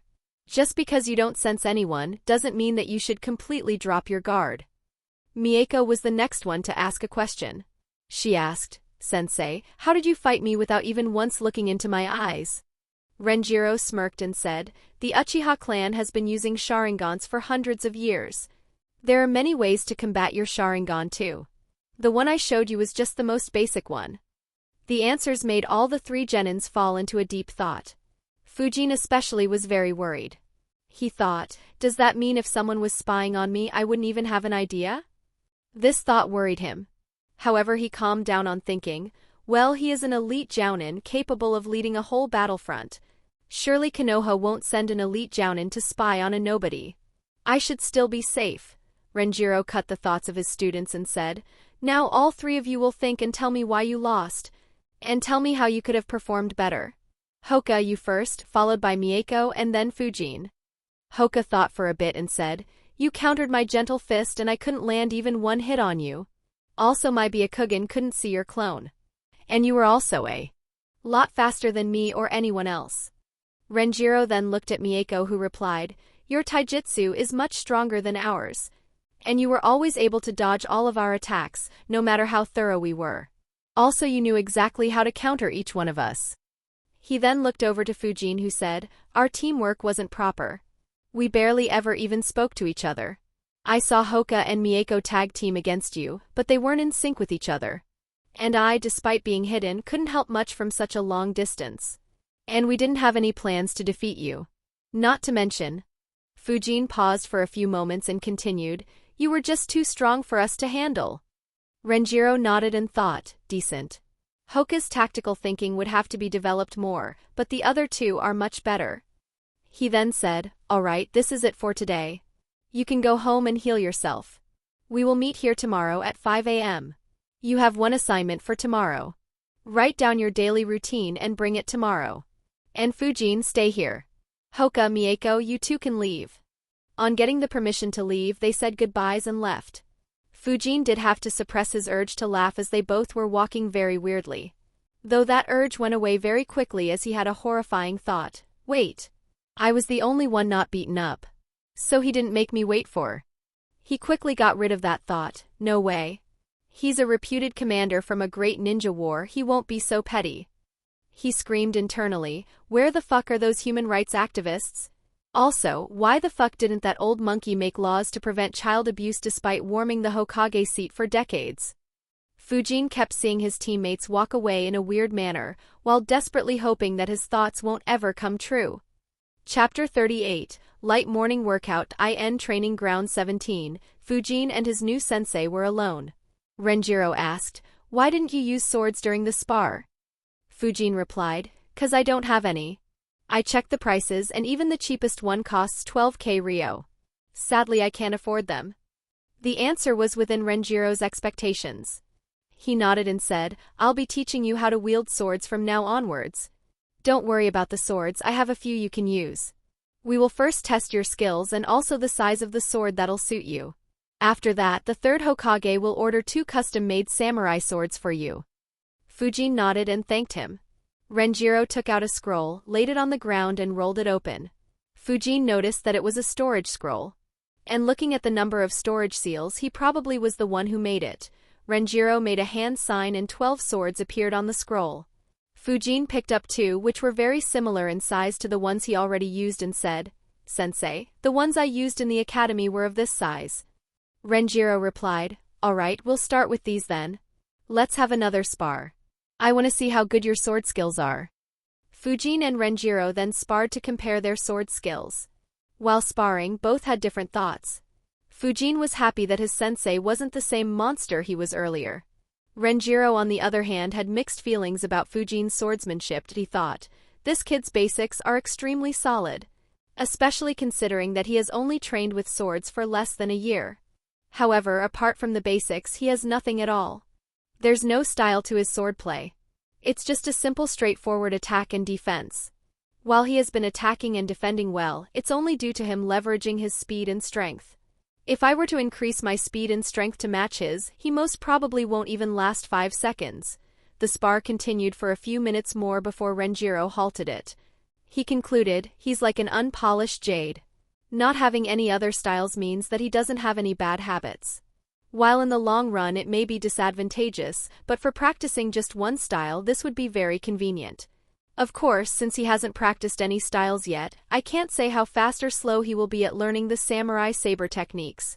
Renjiro then suddenly increased his speed to match Fujin's and skillfully hit both his swords consecutively to create an opening, and then placed the tip of his sword very close to Fujin's throat. He said, "Alright, that's enough. I'll teach you some new forms." He then displayed a few forms for Fujin and asked him to copy and practice them. The training continued for 3 hours, after which Renjiro dismissed Fujin. After dismissing Fujin, Renjiro reported to Hiruzen. On entering his office, Hiruzen asked him, "So how were the kids?" Renjiro replied, "Very promising, old man. They are much stronger than an average genin. Hoka is already at Chunin level in terms of taijutsu. And Mieko is the same in terms of ninjutsu, though her chakra reserves need to increase. Fujin's ninjutsu isn't bad either. Though his ninjutsu was weaker than Mieko's, he was more skillful with them. And his chakra reserves are higher than hers. The most surprising thing is that his tactical thinking is already on par with someone who has gone through many missions. And, even though they didn't actively strategize, they were smart enough to take advantage of the openings provided by their other teammates. Even if I had conducted a test, they would have easily passed it to become genins." Hiruzen nodded and thought, just as their results indicate. Though Fujin's tactical prowess is surprising to hear. I guess that is why he was able to easily rank first in the written exams. He then asked, "What about Fujin's sword skills?" Renjiro shook his head and said, "I can't say yet.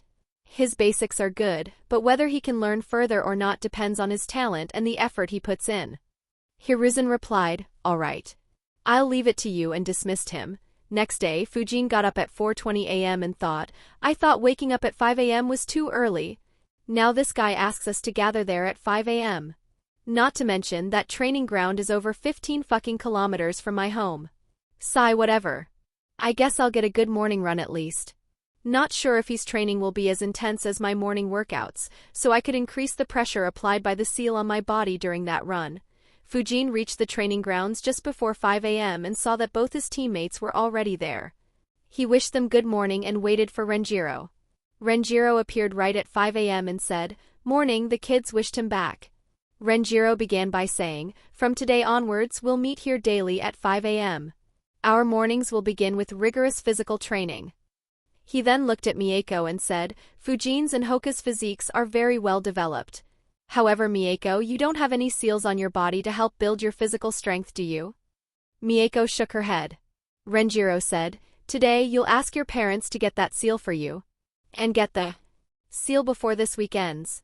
Mieko nodded and said, "Yes, sensei." He then looked at Hoka and Fujin and asked, "How much maximum pressure can your seals apply?" Hoka replied, "Maximum, it can apply 125 kilograms weight."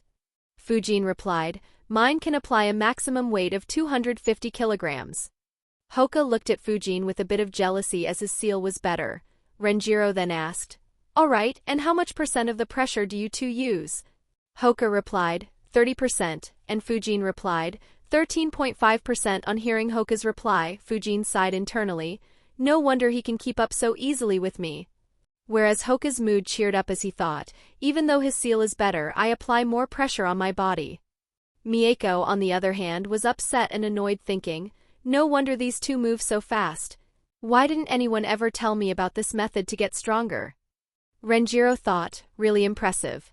It seems that I can make their physical training more rigorous than I had planned. He said, alright, let's begin with our training. And Team 3 began their first training session under their new sensei. Everyone was very enthusiastic. Getting personally trained by an elite jounin would be really helpful. No matter what their dreams were, becoming an elite jounin would be the minimum requirement for them to reach. Only after that could they think of making their dreams a reality. Did I end the first 30 minutes? All three were very energetic. In the next 30 minutes, their enthusiasm died down. After 1 hour, Mieko could barely keep up with the training. Even an aloof Hoka could clearly notice that she was trying her hardest to hold back her tears. Hoka could still keep up and was the only one looking forward to the next 3 hours. Fujin could keep up too, but he had a very bad feeling. After 2 hours, Fujin was badly regretting the decision he made in the morning. He thought, which fucking demon put the thoughts of turning up the pressure of the seal to fucking 25% for the morning run to this training ground? When the training finally ended at 9 a.m., Hoka and Fujin dropped to the ground. They could barely even move any muscle. Mieko had already dropped unconscious some time earlier. Neither Fujin nor Hoka were aware when exactly, but Renjiro picked her up and laid her under a tree. Fujin would have screamed for child protection laws, but he was too tired to even think about it. He noticed that Mieko got up a few minutes after the training ended, and that felt very fishy for some reason. Looking at that sight, Renjiro chuckled internally. He said, "No need to overreact so much. It was merely a light morning workout. Now get up and move under that tree." They both barely got up and wobbled somehow to those trees and sat there, while resting their backs on the trunk of the tree. Renjiro then tossed a couple of ration bars and a water bottle to all three and said, "You can rest here for the next hour. Eat those ration bars and hydrate yourself, preferably after half an hour. I'll meet you here again at 10. He then flickered away. As soon as he left, both Fujin and Hoka slid down and began sleeping. This pissed Mieko, who said loudly, "Wake up you two, we can't sleep all day." That woke the two of them up. Hoka dismissively replied, "We didn't sleep for over an hour during the workout." Fujin continued in the same tone, "Yeah, wake us up after 30 to 40 minutes. And they both went back to sleep. Mieko was very annoyed and made some noise, but both were too tired to respond to her antics and just ignored her. After around half an hour, Mieko woke them both up. As soon as they woke up, they ate the ration bars and emptied the water bottle. The short nap brought their energy levels up, but didn't do much to stop the muscle ache all over the body. Fujin sighed and said, "I think every single muscle in my body is aching." Hoka replied, "Yeah, same here. I don't think it's gonna stop anytime soon." Fujin replied, "Especially if this has to be done every morning." That sentence scared both Hoka and Mieko. Mieko asked, "No way, right? Unlike you two, I didn't even last the whole workout. How will we do this daily?" Fujin chuckled internally and thought, "Poor girl. She is totally freaked out. Ha ha ha. Still, this sensei. I was upset at not getting a chance to meet Guy and hence not having any opportunity to learn from him. But with this, I don't think it was such a bad thing to not meet him. As insane as this workout was, Guy probably still beats this by a long distance. Otherwise, there's no way he'd learn the 8 inner gates all the way to the 8th gate." Hoka tried to console Mieko and said, "Don't worry. I have been doing such physical workouts for years. After some time, our body will get used to it. And the results will be worth it." That calmed Mieko down a bit. However, Fujin thought, now that I think about it, this is a good opportunity to curb her Uchiha pride a bit. He countered Hoka by saying, "I don't think that will be the case with Renjiro-sensei. If we get anywhere near being comfortable with this workout, he'll probably change it. Even if that isn't the case, he could just make us increase the pressure on our body." That again freaked Mieko out. She quickly asked, "But can't we fool sensei by lying about how much pressure we have applied?" Hoka commented, "Yeah, we can. There's no way for others to check it." However, Fujin countered again, "Even if he can't check it, he'll understand by how tired we are after the workout. So though we could fake the pressure, I don't think we can fool an elite jounin about how difficult the workout is." On being countered again, Hoka wondered what Fujin was up to. He thought, "I'm going out of my way to make her feel better, but Fujin is making her more and more scared." He thought for a bit but couldn't think of anything and let it go, "Whatever, I don't care. Still though, for a physical workout to push me to this extent, I need to get stronger." Mieko tried to think of more ways out, but couldn't think of anything. She had one thought which she was planning to ask her teammates, "Can we ask sensei to decrease the difficulty of the workout?" However, her pride didn't allow her to say that. She decided, "Fine. I'll just work harder and improve my physique. I'm the only one to graduate from my class, which shows how much better I am as compared to others. There's no way a single routine will stop me from achieving my dream." Fujin didn't see the look of determination on both his teammates. His body was still very sore to pay much attention to them. However, another person did. Chapter 39, Rank C Wind Release Jutsus. Renjiro was hiding nearby and watching his young students. Looking at the determined looks of Hoka and Mieko, he smiled thinking, "Excellent. With this determination, their power will increase very rapidly. Sadly, Fujin isn't looking that determined. He thought a bit and concluded, well, just because there's no determined look on him doesn't mean that he's discouraged. Though he did speak about future challenges, it didn't seem like he wanted to back away. Anyways, I should get a better idea after a few more sessions. If he isn't determined, then I have a few ways to make him determined. If Fujin knew his sensei's plans for him, he would have shuddered. When just 5 minutes of break was left, Fujin and Hoka got up and began stretching. Mieko copied them. They weren't sure which crazy session awaited them, and decided to loosen up their muscles. Renjiro soon appeared in front of them and said, "Before we begin with the next session, let's talk about your routines first." Renjiro then discussed everyone's routine one by one. He planned to train them from 5 a.m. to 9 a.m. and from 10 a.m. to noon. For Fujin, there'd be additional 3 hours of training from 2 p.m. to 5 p.m. He modified everyone's routines to fit his own training plans. He also recommended everyone their diets. And that involved a lot of ration bars. Renjiro recommended them to eat one at 4:15 a.m., 2 at 9:30 a.m. and another 1 or 2 during lunch. He explained that ration bars were created for ninjas who'd be on very long missions away from Konoha. So they have absolutely everything necessary that a ninja must consume. Apart from that, food items rich in proteins were recommended by him. Fujin groaned a bit at his schedule. He thought, no freaking way. Since when did Jounin-sensei begin spending so much time to train their genins? Heck, apart from Kakashi teaching Sasuke Chidori and Guy teaching Lee, I don't think any of the remaining 10 were taught anything significant at all by their sensei. With him practically taking my whole day, I won't have any time to keep practicing Fuinjutsu or learn any new ninjutsu. I am not sure if the trade-off is worth it. He thought a bit more inside. I don't really have a say here. I really hope that the trade-off is worth it. Renjiro began the next training session. Considering how tired his students were, Renjiro decided to let them have it easy. The session focused on teamwork and team formations. Nothing fancy, just the application of what they were taught in the academy. At noon, Renjiro stopped the training and gathered everyone.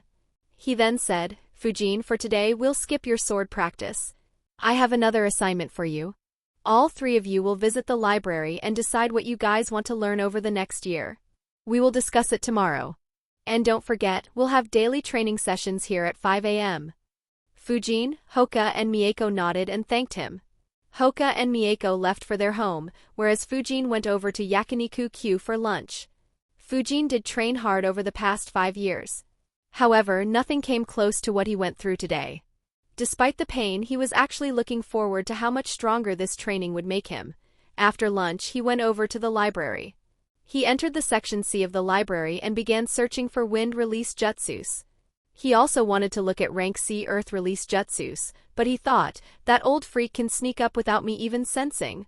And given that he has given us this task, I wouldn't be surprised if he is keeping an eye here. I'll just check the rest sometime later. What surprised him was that the number of Rank C wind-release jutsus exceeded the number of Rank D and Rank E wind-release jutsus.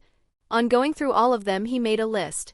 The list of Rank C wind-release jutsus was Gale Palm Jutsu Great Breakthrough Jutsu Spinning Shield of Wind Jutsu Wind Gale Wolf Jutsu Wind Dragon Jutsu Wind Cutter Jutsu Faithful Wind Blade Jutsu Wind Instantaneous Body Jutsu Air Current Wild Dance Jutsu. He had already learnt Great Breakthrough Jutsu.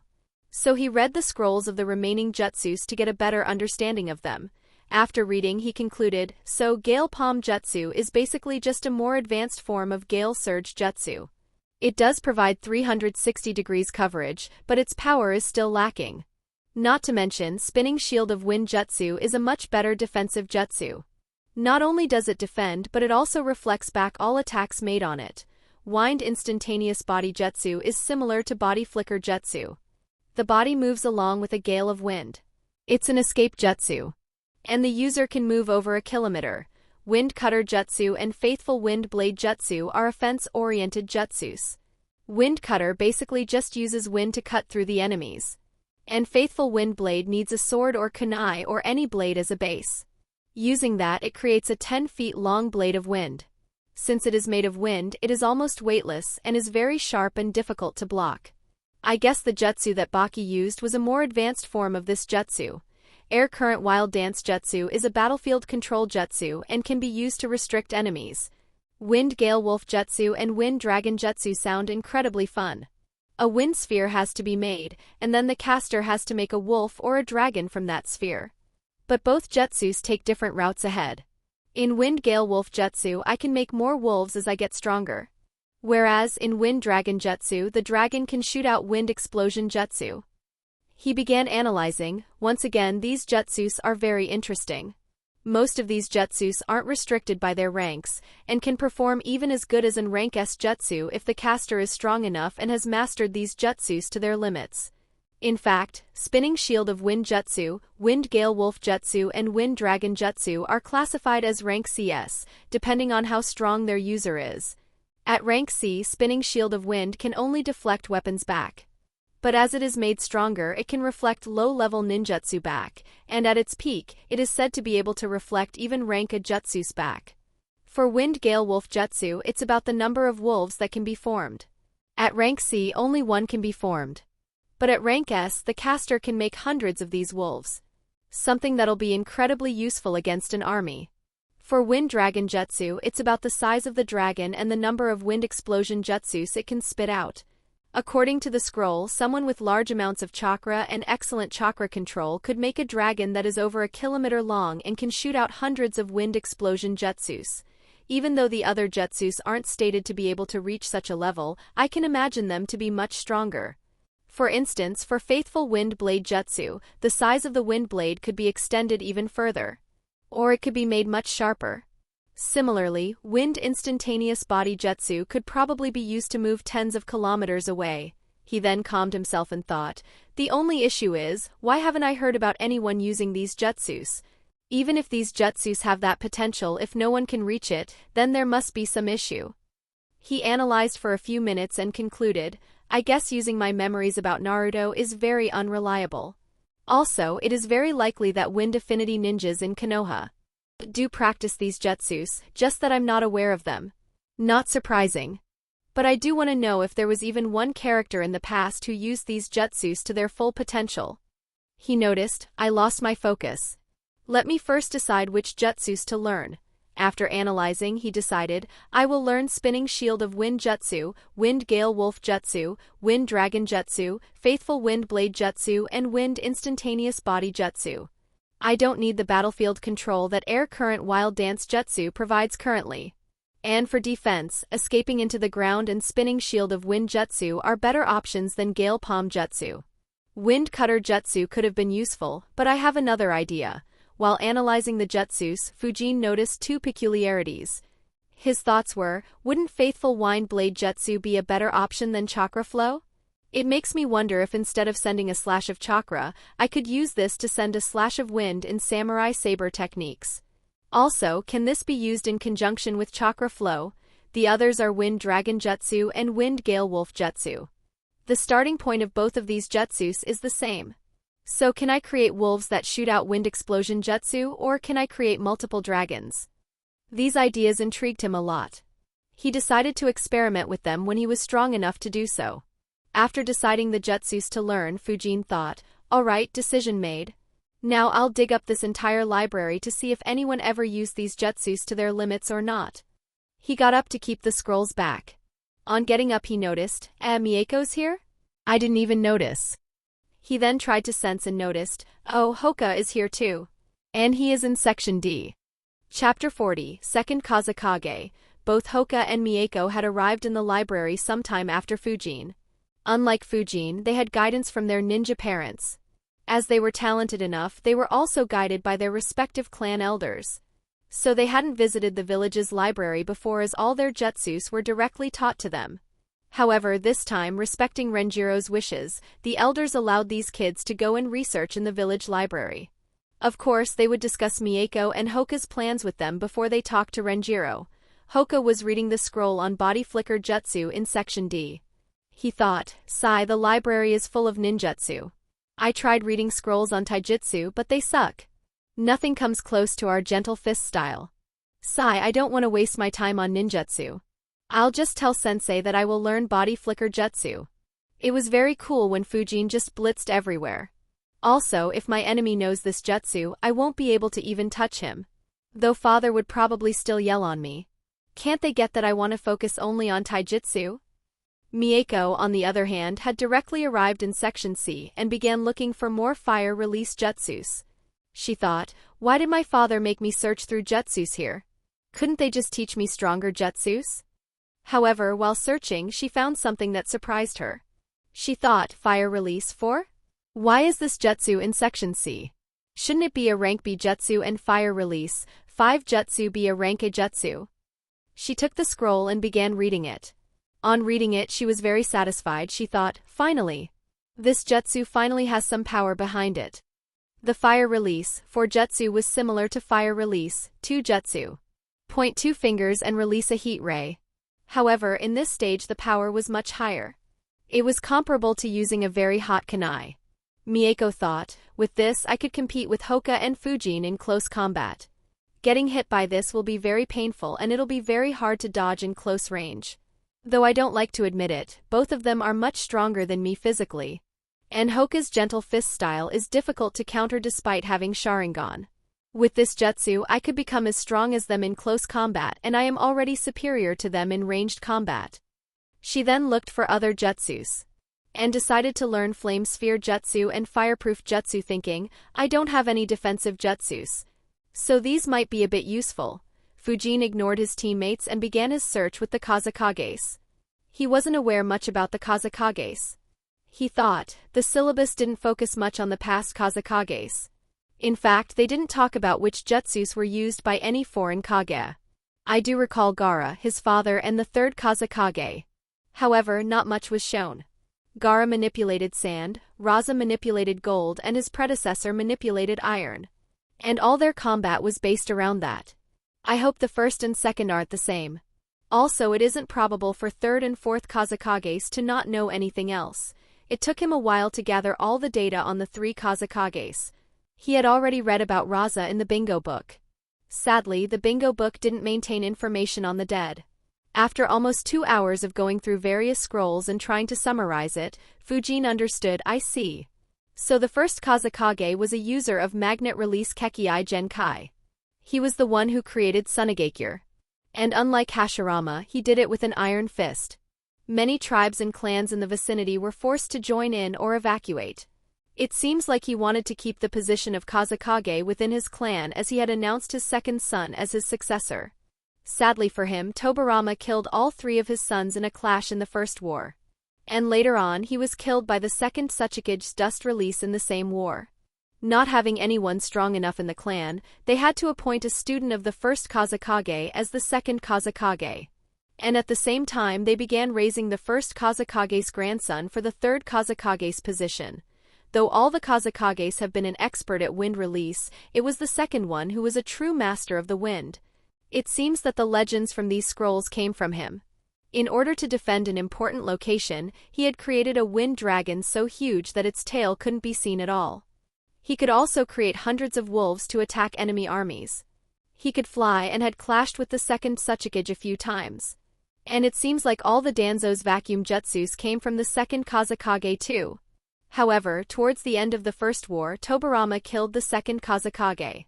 Though despite that they didn't surrender and retreated back into their deserts, where no one dared to march on them. So, how exactly did Konoha get these jutsus?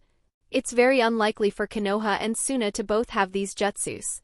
So either Suna or, more likely, Konoha stole it from the other. Fujin thought a bit and reached 3 conclusions. Well, either Tobarama had an Uchiha keep an eye on him and copy his jutsus, or Tobarama used Impure World Resurrection to get those jutsus from him, or Suna was asked to hand these jutsus over after their disastrous loss in the Second War.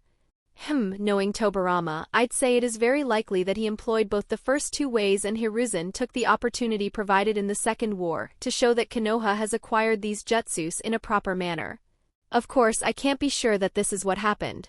Either way, it does seem that the potential of these wind release jutsus is very real. Still, the first Great Ninja War was so brutal. At the end of the war, every village had to elect their third Kage. Only Tobarama and the second Raikage were alive, but they were killed during the peace talks when the Gold and Silver Brothers revolted. Probably that's why the next wars weren't that intense. No Kage died in the Second Great Ninja War and the third Raikage was the only Kage to die in the Third Great Ninja War. I guess they did learn some form of constraint. Makes me wonder if the first war is the reason why Hiruzen talks so much about peace and why Inoki chose to just watch and be known as the fence-sitter instead of being more proactive. On validating the potential of the jutsus, Fujin decided to read one scroll up entirely to understand how the jutsu should be learnt.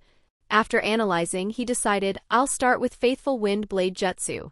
It should assist in my samurai saber techniques training with Renjiro. Though I'll need to confirm it with him first. Mieko and Hoka had already left the library when Fujin was searching for information on the Kazekages.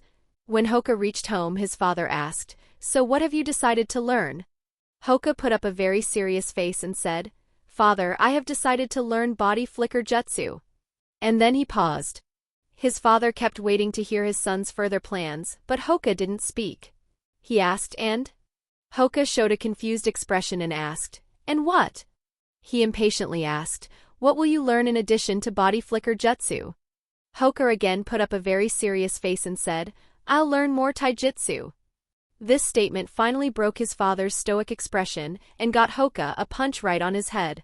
He then dragged his son to his clan's library to pick out more jutsus for him. A similar scenario took place at Mieko's home. Her parents were happy with her choice to learn fire release for jutsu. But for the rest, her mother told her, those two jutsus don't provide much defense. Flame Sphere will at best help you defend against one attack, and fireproof jutsus will only make you immune to fire release jutsus. Actually, fire element doesn't provide a good defense. Why don't you learn earth or water release jutsus for defense? Mieko thought about what her parents said and agreed. She said, Alright, but I also want to learn Flame Sphere and fireproof. Knowing their daughter's talent, her parents agreed. They then went to the Uchiha library to pick more jutsus.